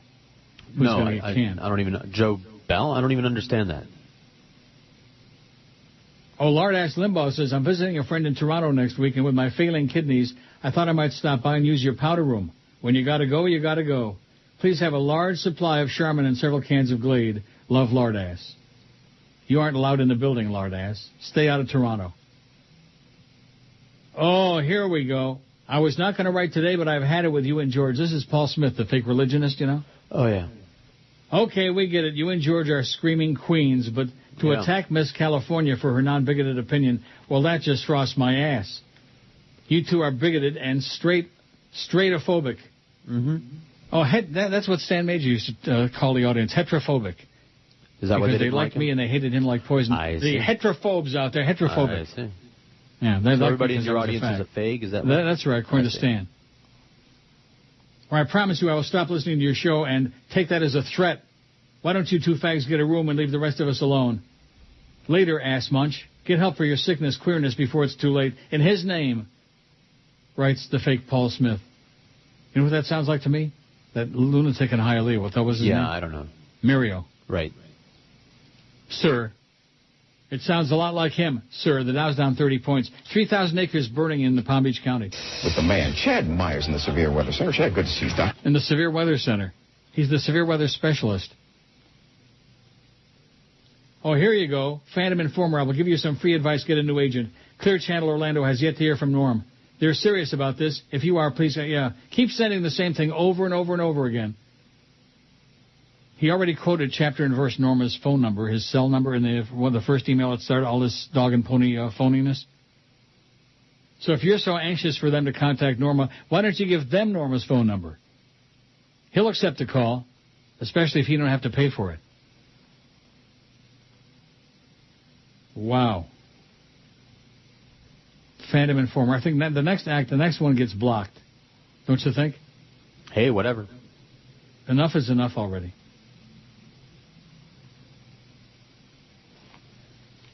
Oh, yeah, here's one from Scott in Pinellas Park. Take up Newsmax's offer. That way, it'll F them when the right-wingers, the wretch wingers, see and hear you when they kill. Yeah, right. Just what I need to be on there to be a target for the right-wingers. Oh, yeah. Mm-hmm. Like I said, the only way they're going to accomplish what they want here is to kill me. And maybe they'll have some of the Newsmax people do it. Here's that fag in Toronto. Take a look at him, okay? Go get him. Newsmax. Stayed away from my show and my life, Newsmax, okay? You ass clowns, you Nazis, you neo-Nazi clowns. This is how desperate the right-wingers are now that they got repudiated last November and they're out and nobody gives a crap about them anymore. Dempsey says, Holy Joyce, I just had to tell you there's a break from all this Barzini business. Someone, Joe Bell, has updated your Wikipedia entry regarding George. Can someone out there recommend an arse doctor? Yeah. Oh, if you could read this. As soon as I said this, I'm calling a proctologist. Good thinking, okay? Rectum. Ass clown. Tragic. Like you were saying before about it's like the Porky's crowd, you know. Yeah. That crowd of punks. Everything's a big joke. Oh, yuck, yuck, yuck, yuck. Idiot. Howard from Boca. Pontiac, we're going out of business. Oh! Taco Bell menu, it was in my hand. Then my little daughter said I have to go bad. She was hoping to go number 2. Instead she saw some chicks going down on some dudes. Group sex in the restroom. Group sex in the restroom. They should have locked the door while acting so lewd. Now everybody knows those women swallowed more than food. They swallowed more than food. Yeah. Oh, speaking of food. Guess what's nuking? Bacon. Right. And you forgot to remind me. You told me not to text you. Oh, God. Some of these emails just go on forever. The next Phantom Informer, I'm blocking it. Cut the crap. Same thing over and over and over again. Come up with some new phony drama, okay? My bacon's ready. What should I do? Go eat it? Or go get it? Go get it? Well, I can't eat it until I get it. Do that first. Steve says, our favorite time on QAM is the Neil Rogers Show, but just to spoil all our fun, Joe says George must go. Oh, it's a poem. Excellent. Behind all this, we detect the ugly work of Joyce. It's a backhand way for QM to silence Neil's dissenting voice. Neil's show was great for years, then Joyce and Jolly Joe broke it. So now see here, George is staying, so stick that in your pipe and smoke it. Good reading. P.S. Don't worry, George. I called Ileana. She's organizing a rally on Calle Ocho tonight in support of a fellow Cuban who's being victimized. Right, Steve? Right. Yeah, Ileana. Yeah, sure. If you're going to count on Ileana, it'd been nice knowing you. That bitch. Well, Rafi is a hero, and Jorge is this, and Jose is that, and I'm a crazy bitch. Only in South Florida, only in Dade County could Ileana Rosanna Dan. I got to get my bacon. It's beeping, man. The microwave is beeping. Go ahead. Yeah. It is? Oops. Yes. Jenna, what, Schwartz? That's all it's got. Came out good this time. Good. One thing about nukeable bacon, even if you nuke it for the same number of seconds every time, it always comes out a little bit different.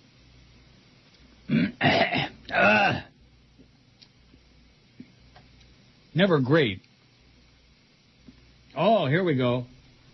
The fake Greg Budell says, who is this phantom guy stealing my bit? Real Radio in Orlando is a jackball station that Clear Channel's run into the ground. Have you ever heard the station? Listen online. The monsters make Bubba sound like an intellectual. They have Soul Brother Ken on the air now. Sounds like he's doing the show from the hood. Tragic, says the fake Greg Budell. So now we have the battle of the fake radio insiders. Okay. Pretty exciting, not?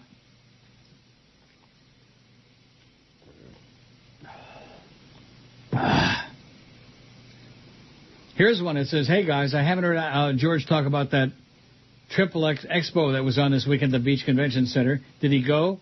I didn't go. How was it? I didn't go. He did. Alejandro. He didn't go, so we don't know. There you go. You hear them coming again to get me? One of these days they will. You hear it? Yep.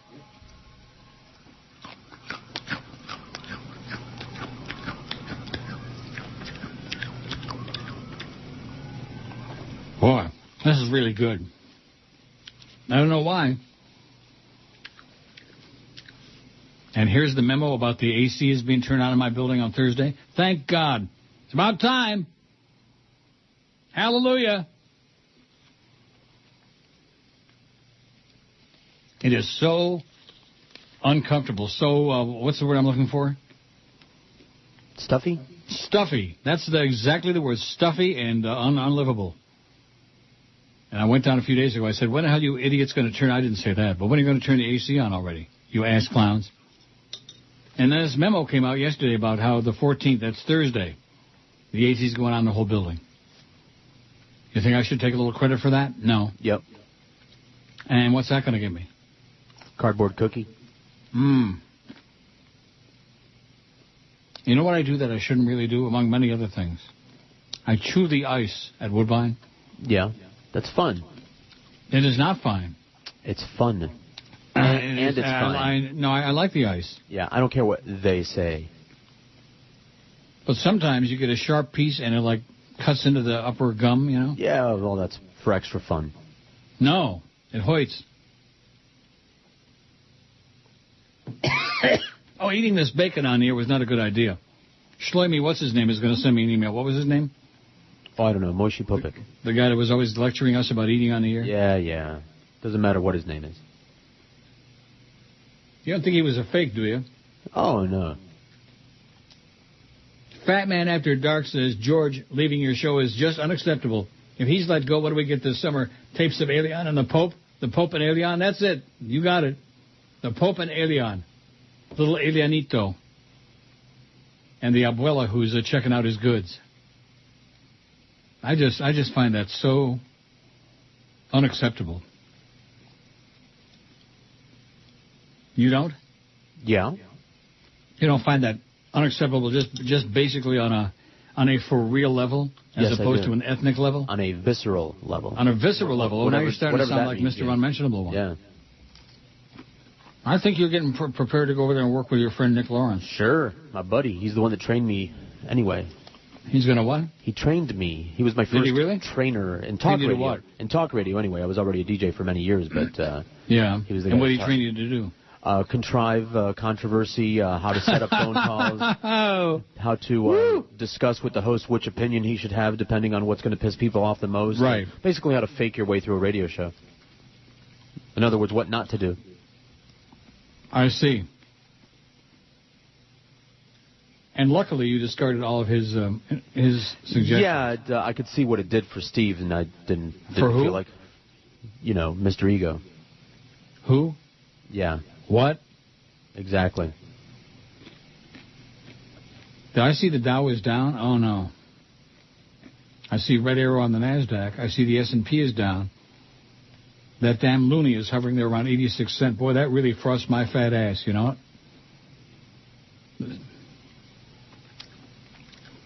Bacon is a killer. I think of all the food things that you could eat. bacon has got to be one of the worst for you. Probably, but it sure is yummy. Oh, it is. I love it. Puts me in a wonderful mood for the rest of the day. Believe that? No.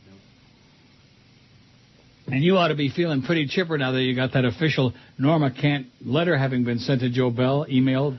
Been squeezing myself. Unofficial Kent and Cormacan stationery. Woo.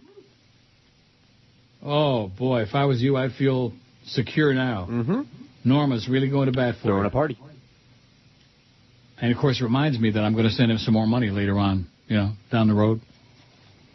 And thanks me profusely for having sent him a check for services not rendered. I'll tell you one thing about Norma Kent. He's been incredibly effective with Joe Bell. Ever since Jolly Joe reared his ugly head and ass in this building. It depends on So what's the deal with the new building now next week? You keep asking that like I know something. I told you everything that we know. Who's we? You and I. Yeah. We're supposed to be... And why doesn't your good, close, personal buddy Flea give you a heads up? He doesn't know anything more. Why? Where do you think I got the information from, if I know anything? The station begins broadcasting from there this weekend, we are all told. Mm-hmm. You, plus whoever else, will start over there on Monday. Oh, I'm going to be sitting right here. Right. And hopefully somebody will be able to hear me because the line is going to work. Hopefully. When are they going to check that out? I don't know. I'm just, asking silly questions out loud. I know you are. You're a bastard that way. You know me. I'm a troublemaker. That's right. Oh, just have confidence in our engineering department. They'll get it all screwed up and straightened out. Enough for the sulking. Say your crazy girlfriend just announced that she's pregnant. Need help finding an OBGYN? Well, there's an app for that.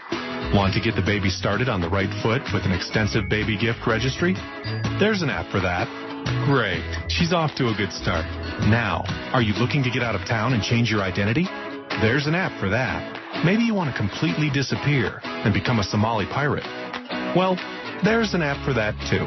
In fact, we have apps for avoiding any new or unforeseen responsibilities. Only on the iPhone. I don't want one. No thanks. You want an iPhone? No, I'm good. Maybe Joe will buy you one when he brings you that new car. Sure, maybe it'll be included. Now, you see how this has turned around so fast? We've gone from your new contract and your 5% raise. Was it a 3% raise? It was 3% originally, right. To a 5% cut and pay. Right, which everyone got. So and I no can't car. take it personally. Right. And then you're fired. And then you're fired. I'm done with my bacon. I'm chewing on the last piece. Then I'll wash it down with my Diet Dr. Pepper, which you don't approve of. Yeah. Well, it's more for you. Yeah, that's right. I like it. You can have my portion. I just did. I just finished a 2-liter bottle. And I got my Diet Pepsi standing by now. The Dow's down 34 points. No big simmers. No reason to panic yet, okay? Okay. Between the pig flu and the Dow and the world is coming to an end. No reason to panic yet. We'll let you know. So was Boy Gary, who didn't like that sounder, that drop-in? Oh, I don't know. Or Steve Nickel? Who was more persnickety in terms of on-the-air content? Steve Nickel. Was he? Yeah. Well, you talk about the popcorn kettle chartreuse. Mm-hmm. There was a real weird guy. Yep. Weird. Yep. Strange. No question. I'll never forget that. One day I walked into his office. It was early. I came in early for some reason. He didn't expect anybody to be coming in there. And the middle drawer in his desk, he shut that drawer so fast, he almost took his fingers off. I have a creepy Steve Nickel story. Yeah. Remember how the building was all laid out? It was like a long, flat-looking building. Yeah. And we used to park in the back, as you recall. So I had to do the early shift, filling in for my good friend Roger Maglin, who also tried to take my job. Yeah. And all the windows were black because nobody was there yet. It was pitch black, still dark out, and I was just looking at a wall of black windows as I was walking in, and all of a sudden a light caught my eye. And it was a light in Steve Nickel's office, and it was him lighting a cigarette, so all that was lit up was his face, Yeah. And somebody lighting a cigarette. So just all of a sudden, there's Steve Nichols' face glowing in the light and in front of a wall of blackness. It was like 4:30, 5 o'clock in the morning. Wow. And he was in there in the office in the dark, lighting in up the dark, lighting up a cigarette. A lot of people we've worked for over the years have been in the dark. Mm-hmm. Or just, I'm gagging on that bacon. Oh man! Why'd you have to eat that? Don't be eating on the air. Sorry, I talked you into it. You know, I think you just touched on your replacement. I don't think it's going to be Flea at all. That's why he doesn't know anything about it. Was it going to be Steve Nichol? No. You just mentioned his name, though. He's been good. Roger Maglin. Roger Fagelin. That's right. Hey, handsome. After all these years. Hey, handsome. What a goofball, man. Legend in his own mind. Maybe he's out flying right now. Yeah, I sure hope that plane don't crash. Maybe that's the one with Catherine Harris on it. Here's one from Karen from Loretta. Remember Loretta, Florida? See. I finally realized why George always sounds depressed. It's the damn management. I would find it awfully hard to come to work every day to a boss who doesn't appreciate the talent, a damn corporation that doesn't realize what they have, and who exactly is bringing in more listeners than all the other commentators. If your radio station fires George, maybe it would be better for George. I'm sure someone would pick him up so fast that QM would look like fools when they see their ratings hit the toilet. I think George would be so happy if QM... I got a bacon bit stuck in my throat. Oh, no. Wash it down with Dr. Pepper. Oh, God. I'm sure someone would come up so fast that QM would look like fools when they see the ratings hit the toilet. I think George would be so happy if QM really let him go. Tell him to go pound salt. If they don't appreciate him, they're really missing out on the gold mine, like the goose that laid the golden egg. It sounds like QM is ready to kill the goose. I'm sorry I ever said anything against George. Uh-huh. I now know George doesn't kiss QM's ass, and that's why they want him out. I refuse to say anything about Flea. I only care about you and George. Oh, I finally got a mention in there. If QM wants to let him go, George should just tell him, take this job and shove it. You watch how fast another successful radio station would grab him up. And what successful radio station might that be? Yeah, I don't know. I don't know. We don't have any anymore. No, we don't have any. We don't have any radio stations, much less successful. There's always James Crystal Radio Man, Steve Lappa, and those 5-watt powerhouses he's got, with all starting with point. Oh. Neil, if they fire George, just let us know what we can do to boycott the station, starting with their sponsors. Oh, I'm sorry George has to deal with such crap. Neil, I don't know how you can stand the abuse he gets. How about the abuse I get? Isn't there anything you can do about it? Sincerely, Karen. Oh, I love that last part. Isn't there anything? No, I'm just sitting back and letting them get canned, Karen. Bitch. Isn't there anything you can do about it? How do you like that? Yeah. Thank you, though, Karen. Yeah, George says thanks for kissing his ass and giving me a shtuch. Yeah. That's my response. That's my blackberry and blueberry. Oh, here's one from the fake Joe Bell. Stop eating on the air or I'll sick Joe Rose on your ass, you ass clown. Long live Stormcat. Yeah, it's probably from the real Joe Bell. He probably likes Stormcat.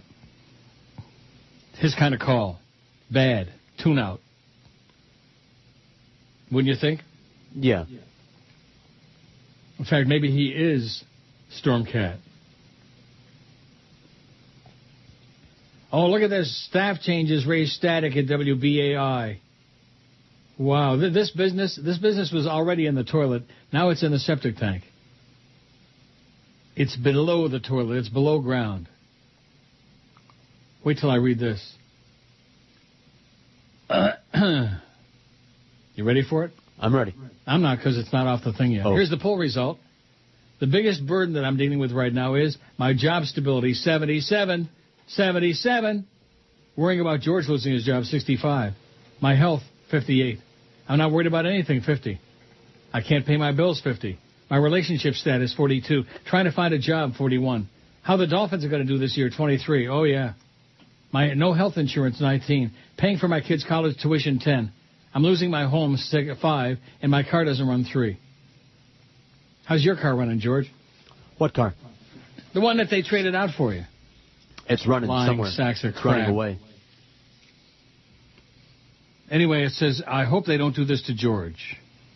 The changing of the guard at WBAI has picked up speed with longtime program director Bernard White put on 10-day suspension, which really he says means he's fired. This is a termination, said White in a note to his supporters after he was ushered from the building on Friday. I'm not allowed in the building, he said. I'm unable to retrieve my personal belongings that I've accumulated over my 29-year association with WBAI. That's the station that got fined for George Carlin's 7 Dirty Words 100 years ago. 1972 or 3, whatever it was. Okay. Critics of White and former station manager Anthony Riddle, who was offered a reassignment last week, say these moves are necessary to rebroaden WBAI's audience without compromising its original mission as a free speech alternative to commercial media. We hope this will be the beginning of a renaissance for WBAI, said Steve Brown, a member of the local station board governing WBAI, who argues that under White, the station has served an increasingly narrow audience. Oh. Supporters of White, however, liken these changes to the Christmas coup of 2000. Among the moves at that time, the station also changed management before a long campaign brought back many of those who had been removed. White supporters plan a rally tonight at 7 o'clock at Union Office District 1707, 75 Varick Street. White is also scheduled to talk about WBAI Sunday night during a forum at 7:30 at the Salem United Methodist Church, 129th Street and Powell Boulevard. WBAI is now conducting a fund drive considered critical to its future. Brown urged supporters to make the drive a success so the station can start to make back some of the revenues that the previous management has lost through poor policies. White and his supporters blame other factors such as high rent for the WBAI offices. How do you like that?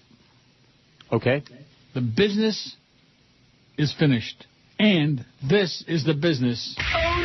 Show me yours, I'll show you mine. The Pope smokes dope. Oh. The Pope smokes dope. God gave him the grass. Oh. The Pope smokes dope. He likes to smoke in mass. Yeah. The Pope smokes dope. He's a groovy head. The Pope smokes dope. The Pope smokes dope.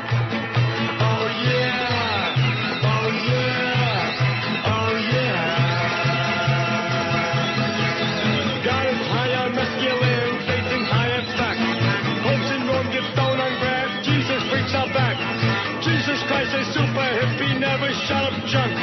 Popes and Rome get stoned on load. Priests in church get drunk. The Pope smokes dope.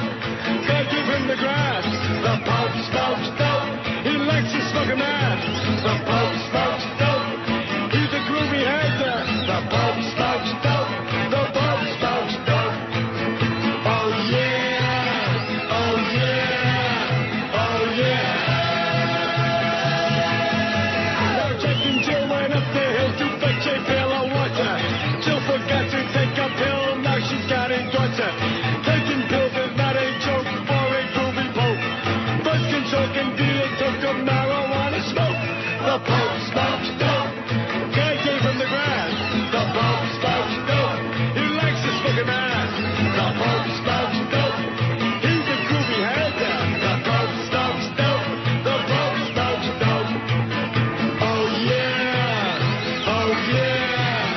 Oh yeah.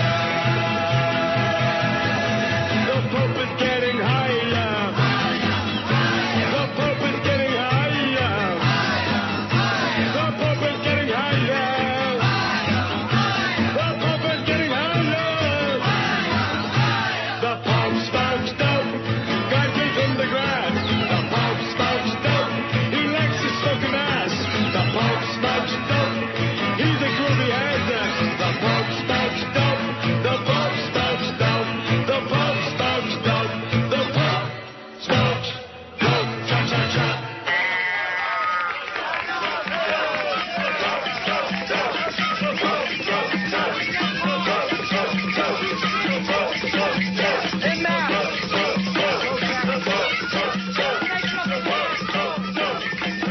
Pontiac, we're going out of business. All right.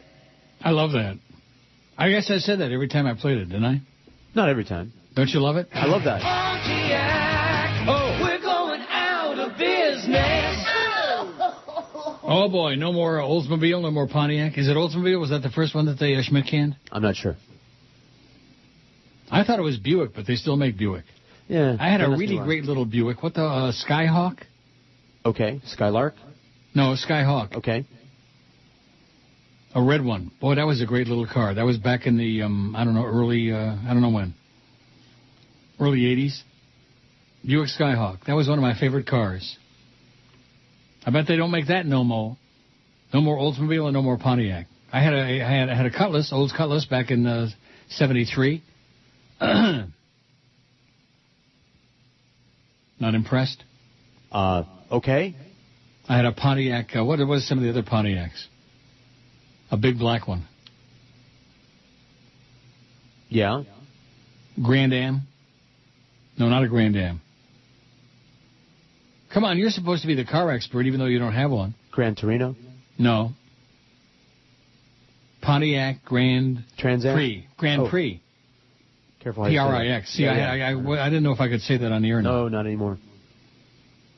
Run it by Joyce. Can I say pre, Joyce? You know, Joyce has a problem with pre and P.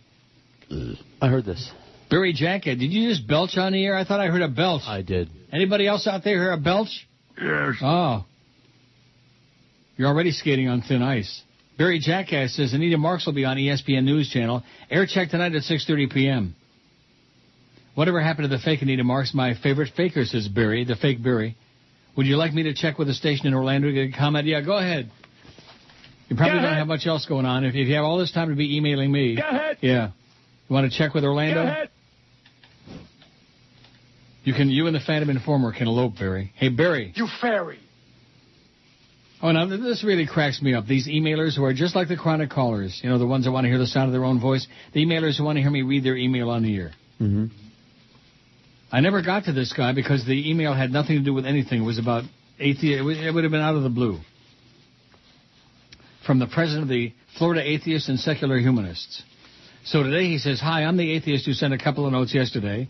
I was cutting cars apart, fire department training, and missed the first half of the show. Is there a replay online? From the same guy. Yeah. Yeah, you can go to the archives, but let me tell you right now, Ken, you'll be wasting your time because I didn't read the article yesterday or today. I got it in my pile. If I get to it, fine. If not, later in the week, I'll get to it. Being the proud atheist that I am, and George being the heathen that he is. Right. Maybe that's the problem. Maybe Joe wishes that you were a little more frum, you know, a little more religious. Yeah. Maybe you ought to be davening there every day. Baruch atah, rocking back and forth a little bit, you know, couldn't hurt. I got Put my on yarmulke. the tallis, the kippah, The tzitzis. the yarmulke. Right. I got all the gear. Put on a nice robe like the Holy Father's got, so you can take a holy crap. Will says, I may have missed these topics. This is just, I don't know what to say about these emails, about these people. One, how did Joe Bell take the position that Greg Reed once held? The Beasleys gave it to him, that's how. Two, how did the situation unfold when Greg wanted to fire George about a Howard David email or something? The situation unfolded that I said, absolutely no way, Jorge, and Mo finally backed off. And Mo admitted he tried to get George fired when he had somebody come in there, Robert Grieper, one of them underlings, the lord of the board, the creep, and invited me to come in there to wish him a happy birthday. And out of nowhere, in the midst of my saying, hey, happy birthday, Mo, you know why George is still here? I said, no, because I backed off. I did the right thing, which was a way of admitting that he tried to get you canned, which we knew all along anyway. Well, he was just the ultimate bastard. I'm surprised him and Joe didn't get along well. Because one thing they had in common, they wanted to get everybody fired. Fired, you're fired. Right? Right. That was Mo. He wanted the Beast fired. He wanted Zach fired. He wanted George fired. He wanted me fired. He wanted Carolyn fired. Everybody got blown off that show. Talk about producers. Because his failures were always somebody else's. They were like Brooke Daniels, same thing. The Babbling Brook. Right. And Randy, same thing. Same thing with the goddess. Same crap. Am I wrong or am I... No, you're is my spot memory on. Spot on? You got a spot on your head. Yeah, I got a spot. Soft spot? No, I got a spot on my... Rectum. Probably a big tumor starting. Soldier charged in Iraq base killings. Sergeant John Russell is with 54 Engineering Battalion. He killed 5 guys. And originally they had it wrong. Originally they said he killed himself, but he did not. Too bad. Too bad now somebody else is going to have to waste a bullet. Mm-hmm. I thought that Obama was bringing everybody home. Yeah, just wait. Can we do it by the end of the week would be nice? Right. And stop sacrificing all these human lives? Oh, Chef Sparky is here, who's usually spastic. Just wanted to weigh into my support for George. It's criminal that fat-ass boss is doing to that once great radio station. It makes one long for the Greg Reed days again. Yes. He hated George also, but at least realized it wasn't good to mess with success. We'll follow George to wherever he may end up. If not, I always have a job peeling onions for you, George. Maybe washing the lettuce. Good luck. All right. Can you peel onions without crying? I can slice them and dice them. No, I'll cry. I can peel them while crying. Maybe you can use the round peel Vegematic. Right, the Vegematic. I don't think we can play that one, can we? Why not? Oh, we can? I don't know. I don't know. Well, let's find out. Ladies, are you tired of unwanted hands creeping into your panties? Unwanted hands creeping where they shouldn't be? Oh, that's not the Bob and Tom one. That's a different one. It was the greatest TV offer ever, the fabulous Ronco Vegematic. And now, attention ladies, in the labor-saving tradition of the Vegematic, Bobbit Co. presents the all-new Badgematic. Badgematic, the first feminine hygiene product that offers more than just feminine protection. Here's how it works. Your husband Earl is an abusive, alcoholic loser, and he's come home again late on a Saturday night. Hey, baby, it's me, and I'm ready to party. Actually, dear, I'm rather tired. I'm going to sleep. You're drunk, and I don't want you to touch me. Earl doesn't know it, but she's inserted her brand new Vagematic feminine protection device. Hey, let's boogie, baby. Ready or not, here comes Earl. Earl, I must warn you, I'm wearing my new Vagematic, so please leave me alone. Vagematic sounds kinky, baby. Let's do it. I'm warning you, don't do that. Oh, my God. Help me. I'm bleeding. Hey, my gone. Sorry, honey, when I said no, I meant no. Give me back my... I don't think so. The Vagematic slices and dices and a puree. No, not puree. They won't be able to sew that back on. It's Badgematic, real feminine protection from Bobbit Co. What are you going to do with my honey? I'm making sausages. Here, Fido. Oh, no, not sausages. Badgematic. Pitch the Ginsu knives. Throw out your machete and try a Badgematic. It slices, it snips, it mutilates, and it's beltless. And it even makes julienne fries. No, not julienne fries. Oh. Badgematic from Bobbit Co. Call now and receive a free pocket fisherman and our handy home suture kit. Hi, I'm Lorena Bobbitt, and when it comes to feminine protection, nothing cuts the mustard like a Vagematic. Vagematic. Order now. Call 1-800-866-7426. That's 1-800-86-ORGAN. Oh, Neil. You're listening to Neil Rogers.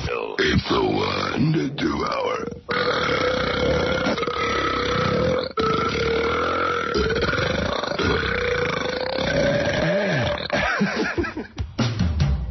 Real American a-holes. Real American a-hole. Rectum, we salute you, Mr. Shopping Mall Food Sample Guy. Mr. Shopping Mall Food Sample Guy. You shamelessly block the paths of the most aggressive shoppers while holding aloft an unidentifiable meat-like substance on a toothpick. My boss says it's chicken. Sure it is. And that gummy tobacco-colored sauce that it's immersed in was prepared by Emerald. Bam! Well, whatever it is, it caught the eye of the Rosie O'Donnell look-alike headed right for you. More chins than a Chinese phone book. Sure, you drop samples on the floor from time to time, but that's okay. It adds nutritional value. Ow! So we salute you, Mr. Shopping Mall Food Sample Guy, your gravy-stained uniform, your mystery meat, and your nervous tick. You are a real American a-hole. Rectum. Yeah, 102 at 560 WQAM. We got the Big O coming up at 2. Mad Dog from Shula's at 4. And then at 7 o'clock, that's the end. Wait till you hear this one from the fake Jim Sarney. I think you might be interested in this. Okay. Neil, I've been very perplexed by all this George hubbub. If I still had my weekly column, I'd write a rip job on that place. It was good to see Tom write his piece. Tommy Jicka. A friend of mine who speaks to a member of the QAM sales staff pretty regularly told me he's been hearing that Joe Bell is on his way out and some other BBGI management type will be taking over QAM soon.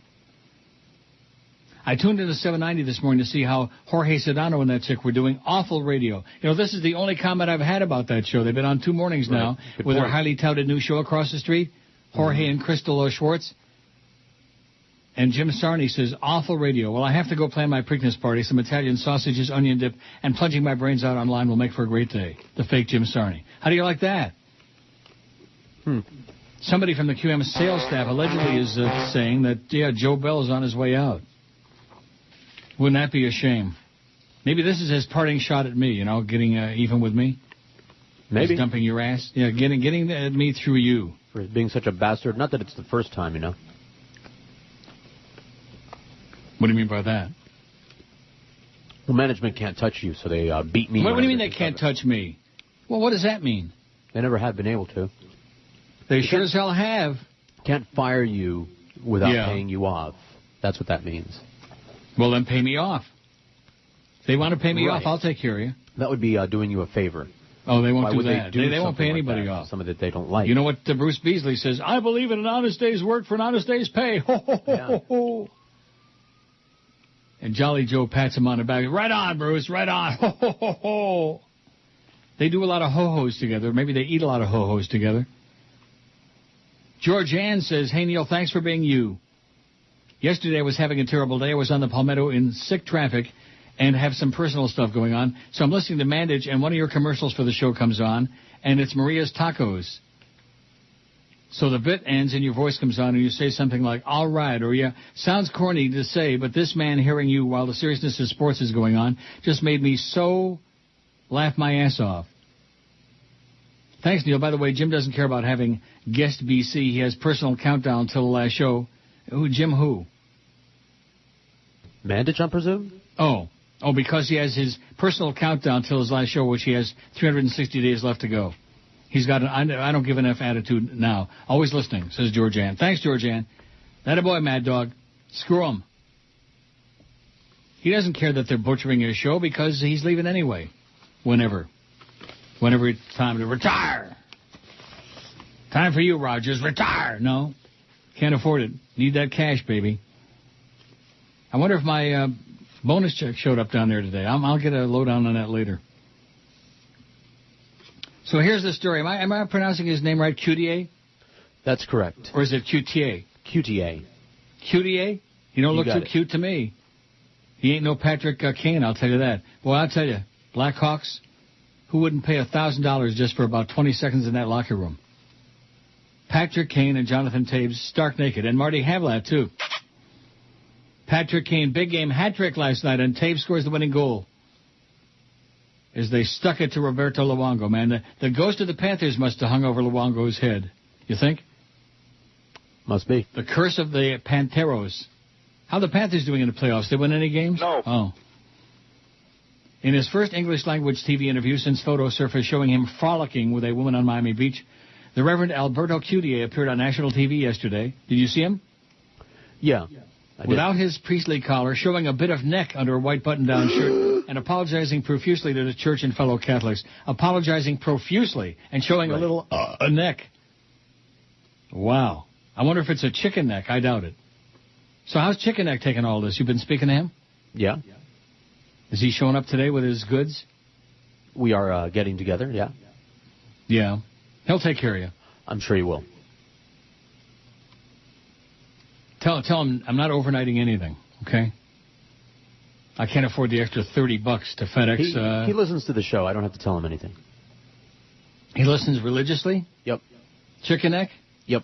How's he doing? Fine. Does he need money? Just a joke. I take full responsibility for what I did. I know it's wrong, Father Cutié told Maggie Rodriguez, anchor of CBS's The Early Show, changing his tune from Friday when he sounded much less contrite in an interview with Univision. Then he said, I will never say I'm sorry for loving a woman. Though the photos have reignited the debate over priest and celibacy, Cutié, who had even said before the scandal broke he was in favor of celibacy, becoming a choice instead of a mandate, told Rodriguez he believes in a vow he couldn't keep. I don't want to be the anti-celibacy priest, he said, adding that I guess they've gotten to him, huh? Right. Adding that at least some in the church had known for a while he was in a spiritual crisis involved with a woman. Well, probably better than with a 10-year-old boy. Not from where they sit. Oh, that's true. From where they what? Sit. They sit on it? I become kind of a poster boy for it. I don't want to be that. I believe celibacy is a good commitment to God. He said, in my case, it was something I struggled with for a long time in confession, in spiritual direction retreats. Very good mentors and priests helped me deal with this issue. Maybe they can teach him how to alter boys. The Miami Archdiocese still has made no indication as to what Cutier's future might be. He's been relieved of his duties as St. Francis de Sales Parish in Miami Beach. Father Cutié has a decision to make, and he is taking some personal time to do so, spokeswoman Mary Ross Augusta said yesterday. She's still there, huh, that old bag? I mean, Cutié said the romance with the woman in the photos, identified media reports as Rohama Booney Canelas, 35, a divorced mother living in Miami Beach, started a couple of years ago. Friday, he told the Herald that while they met about 10 years ago and had a mutual attraction from the beginning, the love affair was less than a year old. The love affair. So in other words, he's known her for about 10 years, but he's only been screwing her for less than a year. Is that what he means? That's exactly right. He told CBS this was the first time he broke his vow of celibacy. I entered the seminary 22 years ago, he said. In 22 years, I've never had a sexual relationship with anyone. How sad. I committed myself fully to my vows. This is the only person I've had sexual contact with.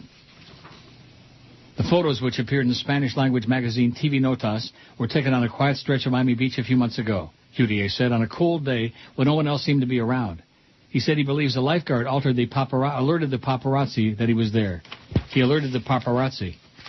Hey, Father's here with a chick. It was an imprudence, he said, about his moment of fun in the sun. It was stupid. But he wouldn't spell out exactly what he plans to do next. He told the Herald that he would eventually like marriage and children. But yesterday, Cutié said he has a lot to process first. My bishop has given me time to think about it. This is a difficult time of transition, a time thinking about the future, he said. I bet he said transition, not transition. Transition, Probably. like New Jersey. You think? Probably. Cutié's girlfriend seems to be for marriage. Do you know any woman who doesn't want to get married to the person they love, he said? I'm ready to assume my responsibilities, and I'm ready to begin on the road to that if that's what God wants. And I feel in my heart that maybe that is what God wants. He wants it. But Cutié wouldn't come out and say he was ready to leave the priesthood. That's what I'm in the process of thinking about right now, he said. I'm not ready to answer that publicly. I first need to talk to my bishop, who's the person that I first have to respect and honor. Maybe you ought to talk to Ann Bishop, that old dyke. Was she still dead? What?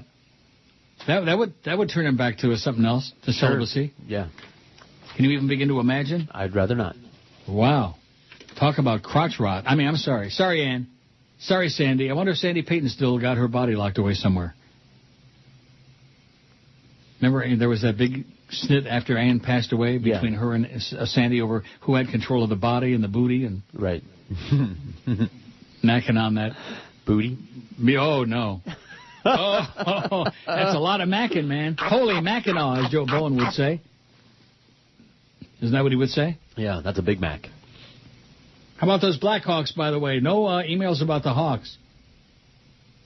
Shirley, you know your friend Shirley that brought you money at the track that day? Yes. If things don't work out at the station, I have a truck, TV, dogs, and guns. Montana, here we come. All right. Yeah, you can hightail it out of town with old Shirley. Georgianne is back. Sorry about the bad grammar, but all I meant was that you put a big smile on my face. Thanks again. No problem, Georgianne. No need to apologize.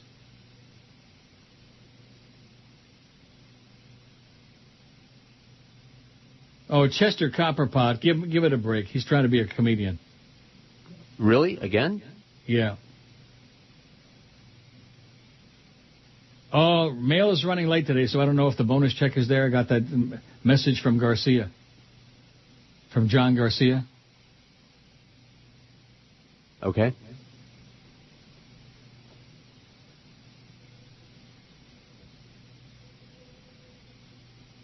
Oh, Fred and Boca, who's nothing but caustic ass clown. It's about time you moved on from the George's job is on the line story. Remember, your audience, I'm reading the emails as they come in, okay, and that's what most of them are about, schmuck, including yours. Nobody here really gives a hoot since their pay won't be affected, but thanks for the free entertainment while it lasted. Why don't you get a job as a hockey co-host? You can get in the Blackhawks locker room, says Fred. Yeah, that sounds good to me. They'd have a hell of a time getting me out of there once I got in. 490 votes on the poll will do over 500. That's not great. Fat Chris wouldn't be too impressed. And Josh Cortez finally cashed that check. Let's hear it for him. Oh! So maybe he's going to have a rip-snorting weekend. Or maybe just a snorting weekend. I don't know. You see him at all? Yeah, every once in a while, a couple times a week. Do you? And what's his take? Is he going to take care of you if you get canned? That's right. He's going to let me sleep on his couch. Oh, boy. Maybe you can get some leftovers, some slopovers. What do you think? Hey, I've seen what he gets. I'll take him. Will you? Yeah. Like that Russian chick? Absolutely. Now, whatever happened with him on that? Well, we'll do it after the break. Okay. I like naked guys. Come on, open up. Open up, I say. What? Let me in. I got big news. But I ain't got no makeup on. Come on, you Flurry, open the door. What's the news? You see this here? Production starting on Three Stooges movie. Still no decision on who will play Mo. So what? Don't you get it, mallet head? They're thinking about this guy here, Benicio del Toro. Yeah, good actor, makes a great lawnmower, but he ain't no Mo. I'm perfect for it. Why, I am Mo. Once they get a load of me, it's a cinch I'll get the lead role. You're dreaming. Dreaming, huh? Well, see who's dreaming when I get back from Hollywood.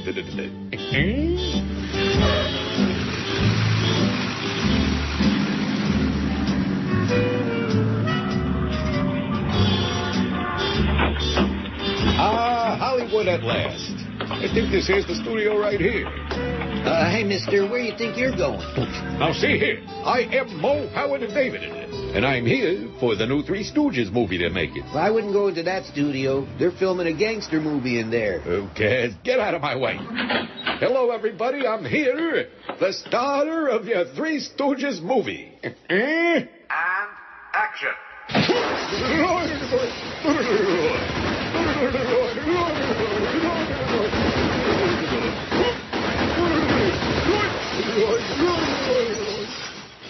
What's he trying to say? I'm dying over here. Oh, and? Well, let me ask you something. Do you know anybody else in the world who says that?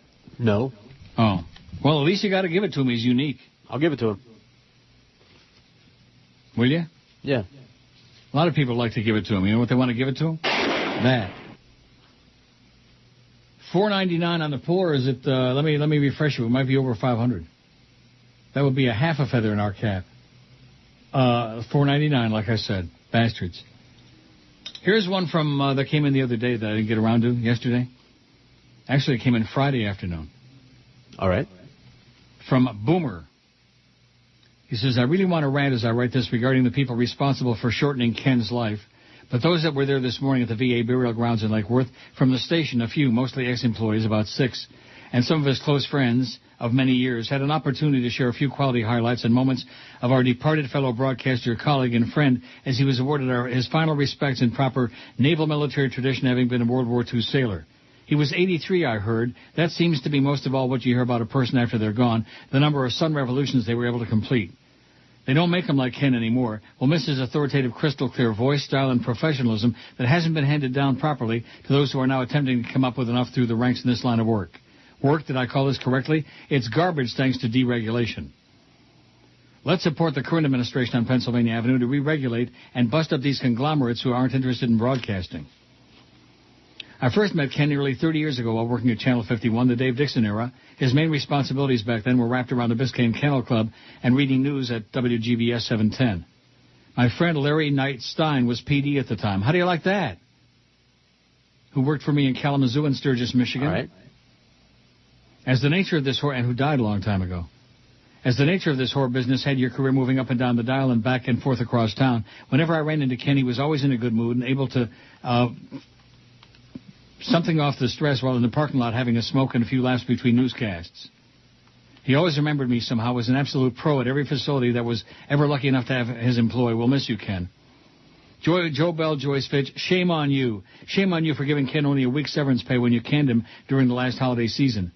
Shame on you for not even giving him the standard at least a week for every one of the 10 years of broadcast service he gave to WQAM. Shame on you for your pathetic budget, unable to afford this man's services at what, $70 a day? If you people knew about broadcasting and how to sell it, Ken's daily salary would have been more than paid for with just one 60-second spot. His superior voice and stature made the radio station sound like a real radio station, even though it's nothing more than a collegiate, airy-fairy sports bar with a microphone. Rest in peace, Ken, says the Boomer. How do you like that? Very nice. who was also friends with Larry Knight / Larry Stein, who lived with me in Howe, Indiana for a brief time when we were working in Sturgis, Michigan. How do you like that? How? Howe, Indiana. Do I like that? Just fine. How do you like that? Don't be making light of Howe, Indiana. It's right across the Indiana-Michigan border. It's right near the toll house on the Indiana freeway, or whatever the hell they call it.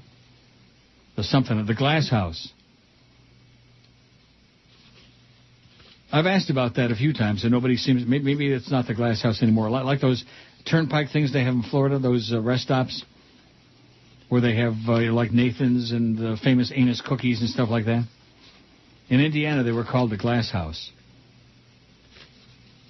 And on the way, like driving to, say, Chicago, to go to Washington Park or Sportsman's Park back in the day, you get on the Indiana Turnpike.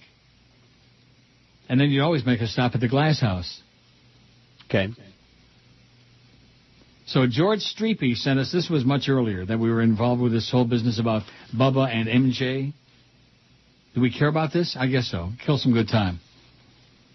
Since they seem to be out of emails and material. Let me just check. Maybe I'm wrong. There's Farrah. She won our poll yesterday by Hands Down Your Pants. Who's going to be dead next? Battles cancer and the tabloids. Farrah Fawcett. Initially did nothing to stop it. UCLA eventually did investigate and found one of its employees had been looking at patients' records, but the hospital would not reveal the name to Fawcett's lawyers. She said, we have a responsibility to protect our employees. And I said, more than your patients? The interview with the Los Angeles Times was recorded last August, but held until now, timed to the release of her new documentary. In the interview, Fawcett says cancer becomes your life. It's all-consuming. Then your quality of life is never the same. So what do you think about that rumor that Joe Bell's getting Schmidt canned? I don't know. Wouldn't that kind of like tie in with the way this whole thing is going down with you? I don't know. And with me?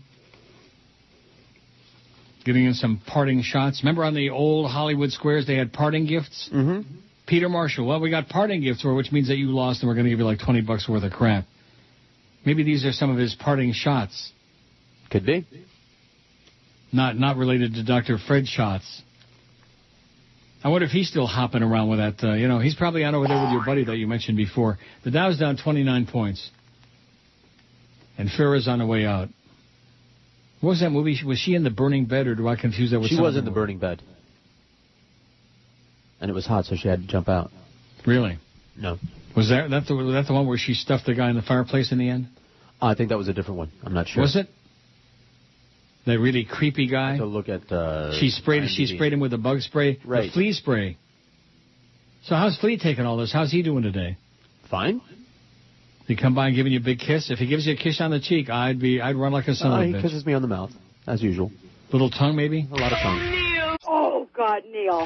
Now, from the Channel 10 Eyewitness News. All right, get set to cue, Ann. Hey, where's Ann going? What's she doing with that machine gun? Oh, my God, quick, camera to the white. She was fed up with reading one story after another about drugs and violence. Now she wants to right the wrongs and rewrite the news in Ann Bo, starring Ann Bishop. Don't kill me, please. I'll see you tonight at 5, 6, and 11. Gone. Ann Bo. She took the news into her own hands. What are you going to do with me? When I get through with you, there won't be enough of you left to make a good toupee for Don Knoll. Ann Bo, starring Ann Bishop. Also starring Carl Weathers as Dwight Lauderdale and Don Knotts as Don Knoll. There's a stationary front over the Midwest. Ann Bo, she rewrote the news. Ann Bo, coming soon. Oh, it seems as though I've offended Jimmy Syphilis with my comments about his former co-worker, Anbo. Did you now? He says, since Manny's been banned from listening to your show in the building, I'm forced to monitor your show myself. What you just said about my late friend Ann was revolting. How could you say such horrible things, you disgusting creature? Because they were true. Forget going through Harvey Green. If WQM doesn't do something about you, I will walk. If I go, Jim and Joe will follow. Oh, I know for a fact that Ken would hire them and CC would get the contract. Jimmy Syphilis is threatening to walk out. Dolphin fans, celebrate. Everybody in Dolphin Land is dancing for joy. Jimmy Syphilis, my ass. Wow. Is that where you have it? Now this is pathetic. This is so sad, I'm embarrassed to be an atheist. Remember this guy I told you, president of the Florida Atheists and Secular Humanists? Yeah. I've got his thing in my pile, a couple of stories down, and I was going to get to it today or tomorrow for sure. But because I haven't gotten right to it, here again. No, I don't really care about hearing my name on the air. I sent you the first email in hopes you could help the local free thought community, and second, to alert you to our local government using tax dollars for prayer. I actually thought it was worth a discussion. Sorry to have wasted your time. Not subject, not meant for air. Well, it's on the air because I'm embarrassed and humiliated for you. And just like I said before, if I didn't get to it right away, bah, bah. How do you like that? Yeah. This is what I've always said, and that is that the atheist community has always been represented, other than Ann Gaylor up in Madison, Wisconsin. What's the name of the group? Freedom from Religion Foundation. Religion, whatever. I mean, Madeleine O'Hare, who I used to have on the air a zillion times back in the day when I had boring guests. I mean, she was, she was a pip. But she had no credibility because she just, I don't know. There was just something about her besides being fat and grotesque. Oh, there you go again. First picking on Ed Bishop and now Madeleine O'Hare. Rest in pieces. Oh, I'm sorry. That's bad. You see? And that's me. Heartless and cruel and nasty. Well, I'll get to that thing about the atheist, or maybe I won't. I don't know. I was gonna. Nothing worse than a crybaby, an adult who acts like a child. Oh, sorry to have wasted your time. That to me is just pathetic. Aren't you embarrassed and humiliated and just to be a member of the subhuman race? A little bit. God. We want it on right now, and these people are like a bunch of kids banging their spoon on the thing. What do you call that thing, on the high chair? Yes. Little kids are, I want mine, yeah, I want my cigarettes, Miss Ratchet, like that. Not meant for air. Yeah, it was interesting, okay? And I'll get to it when it was appropriate, when I got time. We got 4 hours here, 5 days a week, Monday through Friday. In fact, I even reprinted this old story from July 8th. Is Florida Governor Charlie Crist gay even after a straight wedding? Not that I need to convince anybody, because anybody who knows all the queens know. Takes one to know one. Right, Jimmy? You fairy. Anyway. So Jimmy Syphilis is going to get me out. He's going to talk to Harvey Green. Yep. Maybe that's what your problem is. Maybe Jimmy Syphilitic is trying to get you fired. I never met the man. Didn't you? Nope. He's old and gray, white. I've heard white-haired. What? Well, you are too, though. Yeah. Maybe you could rub your gray and white hair together. Okay. Maybe something would rub off on him. Your broadcast, Jimmy, I mean, on a scale of 0, minus infinity, the worst. The phone lines at radio station 102.5, The Bone, lit up this morning as Jock Bubba the Love Sponge Clem bashed rival radio host Todd Schnitt of WFLZ's MJ Morning Show. I mean, how can you have two shows in the same market and use a different name? People are stupid? Schnitt is suing Clem, claiming his competitor made all types of offensive statements on the air about him and his wife, Michelle.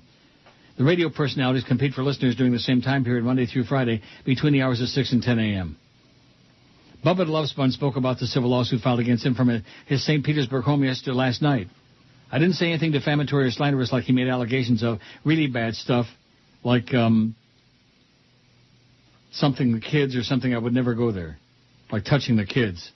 This is somebody who got his feelings hurt. That's exactly what he gets on air every day. He's a public figure.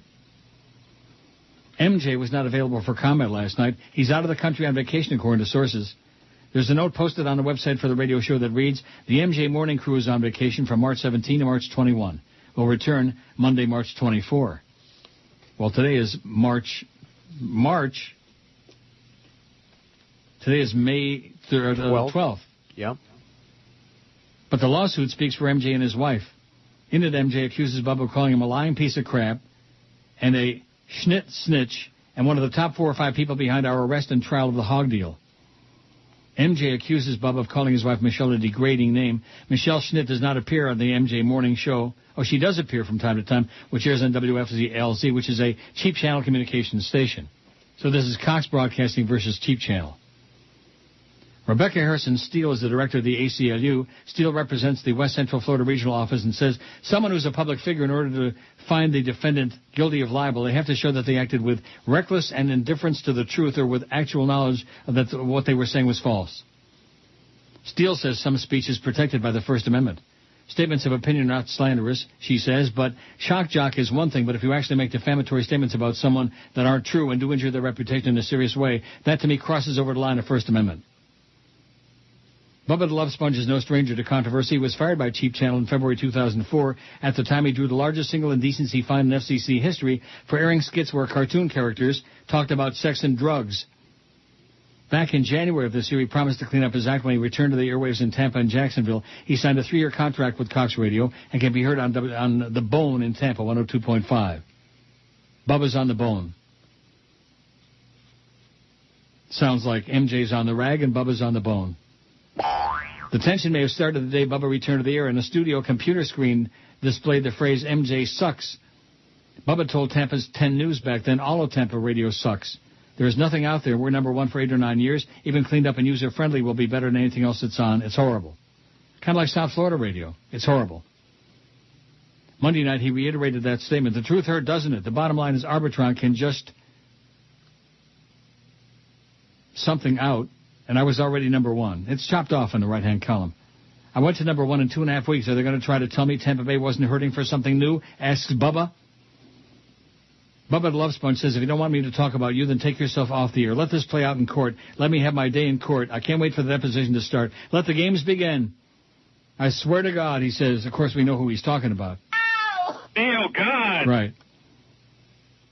He gets on the air every day, meaning MJ. He's a public figure. It's okay for him to put billboards of O.J. and Britney Spears up, and his whole show is based on TMZ. Unfortunately, he doesn't understand is that he and his wife are public figures. I can call them names and be outlandish, and be Bubba the Love Sponge, be the people's hammer, and say like it is all I want. He's the people's hammer, the people's humper. How do you like that? He's the people's hammer. That was funny. Bubba says it's true. He does make fun of MJ's physical attributes, being short, being a midget. Look, you guys call me fat. He can do all that, but the bottom line is little MJ's feelings are hurt. So I'm going to sue. Tie up the system, tie up the taxpayers' dollars, tie up the court system. The civil suit doesn't spell out exactly how much money and damages MJ and Michelle are suing for, but nevertheless, they're asking for a jury trial to settle the matter. How do you like that? A contretemps between MJ, Todd Schmidtmeister, and Bubba the Love Sport. Sounds like a bunch of crap to me, doesn't it? Yeah, sounds like Schnitt's a big crybaby. Sounds like Schmidt's well, screw him. Yeah. A Rush wannabe. I wonder if he pops a few oxys now and then to deaden the pain from the fact that Bubba's picking on him. Poor MJ. Bubba's picking on me. Oh, look at this. Found these on the web, says Scott in Pinellas Park. From what I read, the buildings haven't changed.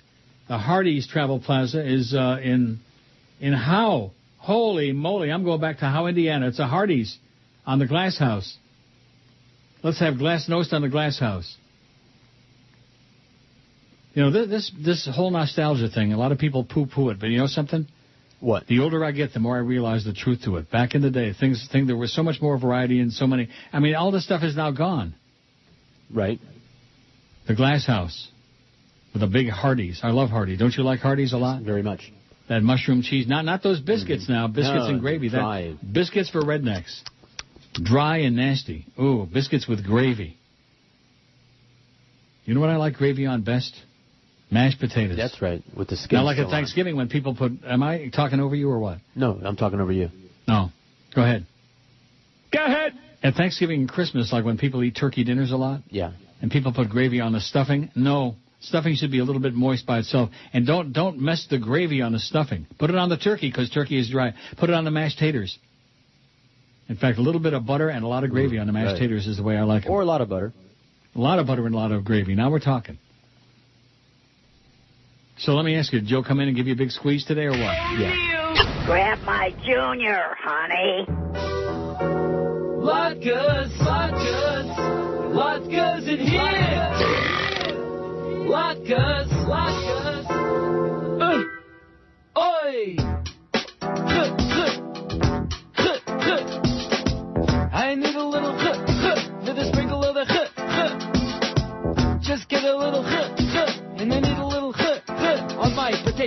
pancakes. A little and then eat a little I really like this dish a lot, it's delicious. My mother cooked the damn dishes, coming right off the stove, hot with steam. Top 'em up with applesauce and sour cream. And I'm eating, please believe it. Won't digest, I am straight feeding. Check it, got luck at the top with 4 seasonings. Must have tempted Adam in the garden of Eden. They're all eating, everyone is grieving. I'm fiending, I need you to get up back to the store. Buy up some more potatoes, cause I feel like busting loose, and I feel like touching juice. Ain't can't nobody stop Hebrews, so baby tell me what's the use. So I say, I'm eating latkes here, I got it on my clothes. I am eating latkes, I'm gonna take my clothes off. I'm eating latkes here, so take off all your clothes. I am eating latkes, I'm gonna take my clothes off. With a little bit of and a sprinkle of the come on, say it. With a little bit of and a sprinkle of the with a little bit of and a sprinkle of the more latkes and a little bit of with a little oi, oi. This is the business we've chosen. Okay, 147. It just reminded me of that when I was listening to that latke thing, Hyman Roth. Yeah. Don't you just love potato latkes? I like them a lot. Good ones. Right. Especially the ones like Corky's used to bring in when they bring in a Tasket, a Tisket. We used to love their brisket. Right. And the little potato pancakes, too. Oh, with God. Applesauce. With applesauce or sour cream. Yeah, they brought both. Or both. You didn't have to choose. That's right. You could dip them in both. Dip them and dunk them and eat them. Dip them and lick them. And the potato pancakes, too. Oh, God. There's nothing like Jew food, you know what? Right. I guess that's because I'm Jew, you know. I guess everybody is like into their own particular ethnic, like Cubans would say Cuban food is the best. And Portuguese would say, Dutch would say Dutch food is the best if there was such a thing. Besides that horrible pea soup. What was that thing we had yesterday about Netherlands and about how I'm responsible for whatever that was all about? That was bizarre. Oh, about the Muslims. Remember that? Right. And I'm responsible for there being so damn many Muslims and my generation did this. Oh, God. So many crazy people out there. Crazy people. So we got through another day, and you're still here. That's good. One day at a time. Yeah. Well, when I come in the morning now, I sit here because I generally come in a few minutes before you do. And I shut off the audio from City Pulse 24. Are swimmable. So, in other words, 86 or 80%. City Pulse 24. And I wait, and sometimes there's audio coming back at you, with Joe Rose. And Stormy or whatever else he's got on, or the chronic guests. Or sometimes it's just the sounds of silence. And I'm waiting to hear, hello. Hello. What? No, and I'm hoping it's your voice, like this morning. Yeah. I mean, I was pretty sure it would be, because if something would have happened, you'd have texted me right away. Wouldn't you? Right. Well, just be sure that if something goes down, that I know about it. I will tell you. So I can hire a hitman or something like that. Giacomo says, hello, I'm a transplanted Floridian living near Chicago, originally from New York. Frustrated Rangers fan and frustrated Panthers fan. We love the Panthers. They never win. Got hooked on the Hawks a few years ago, and last night's game made me cry tears of joy. They seem to be getting better as the postseason progresses. Patrick Kane's last 2 goals were beautiful. Not as beautiful as him, though. Good God. It says I could kiss him on the lips if I was so inclined. Hope we do as well against Detroit. Go Hawks, says Jack. Well, good luck to you against Detroit. Boy, they're awesome. They're tough. I hate them like poison, but go Hawks. Even George is rooting for the Hawks. Aren't you? Oh, yeah. Come on now. Big time. Hop on the bandwagon. If they were ugly, I wouldn't really care. I wouldn't have any team I'd be rooting for, but they're not. Oh, here's one about encephalitis. I'm sure that Jimmy Syphilis, who emails you, is fake as the rest of those other rear portals. Neil, in fact, I'm sure they're all the same guy. Sure, probably that bozo in Orlando, since there are plenty of references to that place, which none of us cares about down here. But that's not what I'm writing, it says. I used to watch the Dolphins games with the radio on. Even in those dark days with Zimfar and his pan flute, the local announcers were preferable to the network guys. No more. Syphilis is an awful play-by-play man. I'm not a broadcaster, but he has no idea how to modulate his voice. He screws up calls, and having 2 other jocks in the booth makes it an even bigger mess. Joe Rose or Manders would be all right, Mad Dog preferably, but both, what a cluster flick. Anyway, keep hammering away at syphilis. He's a pompous jackass. He's way over his head on the air. Take care and good luck to George with Norma writing a letter. Did he put the right postage on it? Probably not. Oh, that's right. I forgot to send him the postage. You think Norma can handle it? Handle what? The cost of the post. It wasn't a snail mail. It was an email. Oh. God, I mean, even Norma's up to that. Oh, here you go. Jimmy Syphilis says, what do you know about broadcasting? You sucked at play-by-play on those Hurricane games. Bob Greasy said he hated working with you and thought Jay was a lot better. Joe Bell can't stand you and assures me and Harvey you will be taken care of. Yeah, keep dreaming, Jimmy. I was terrible on those UM games.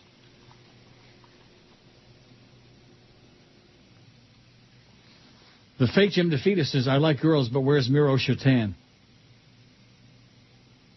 Yeah, I like Miro Shatan just fine, but he ain't no Patrick Kane, I'll tell you that right now. But then again, who is? Hey, Patrick. Boy, I'd sure chase him around for an old fart. Here's one it says, hello from a fairly new listener. I thought it said from a new fairy listener. I was going to play, you fairy, but I won't. Leo, I've been listening to your show periodically the last 3 years. I want to thank you for keeping your show fast-paced, unorganized, and full of humor. Keep handling business and keep burping up the bacon on the air. Keep handling business. A lot of monkey business going on, you know what? So George is still with us, and I guarantee you, I think he'll be here tomorrow morning when I sit down. And Jimmy Syphilis, I got a message for you. You suck. You stink. Even the stench of Ann Bishop's dead, rotting body doesn't smell or stink as bad as you, Jimmy. Your work is pathetic and putrid. And I'm sure that the two ex-jocks who work in the booth with you, Jim and Joe, who I like a lot, I'm sure they're well aware of it, of your shortcomings. Good luck in your new endeavors, Jimmy. O'Neill! It's Dave! You found in Miami town. Absolutely. At 560 WQAM.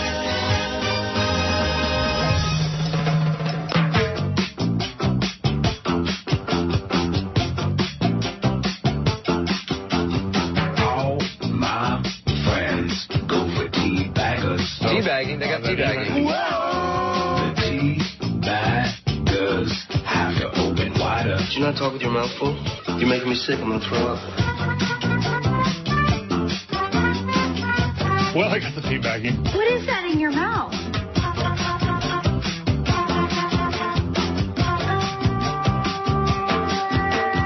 Teabagger is a ball roller. Certain things you never expect to come out of a person's mouth. The teabagger slides them to her molars. Why can't you ever just keep your big mouth shut?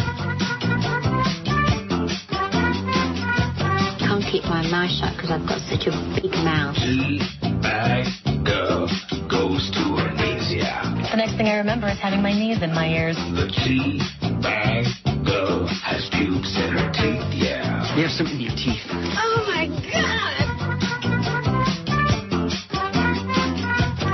I don't have a good feeling about this.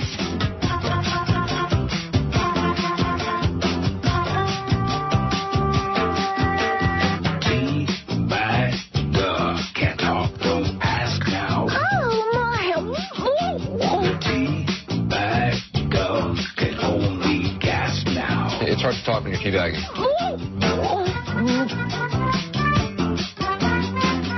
How about I sit on your kinky face for a while you think about that?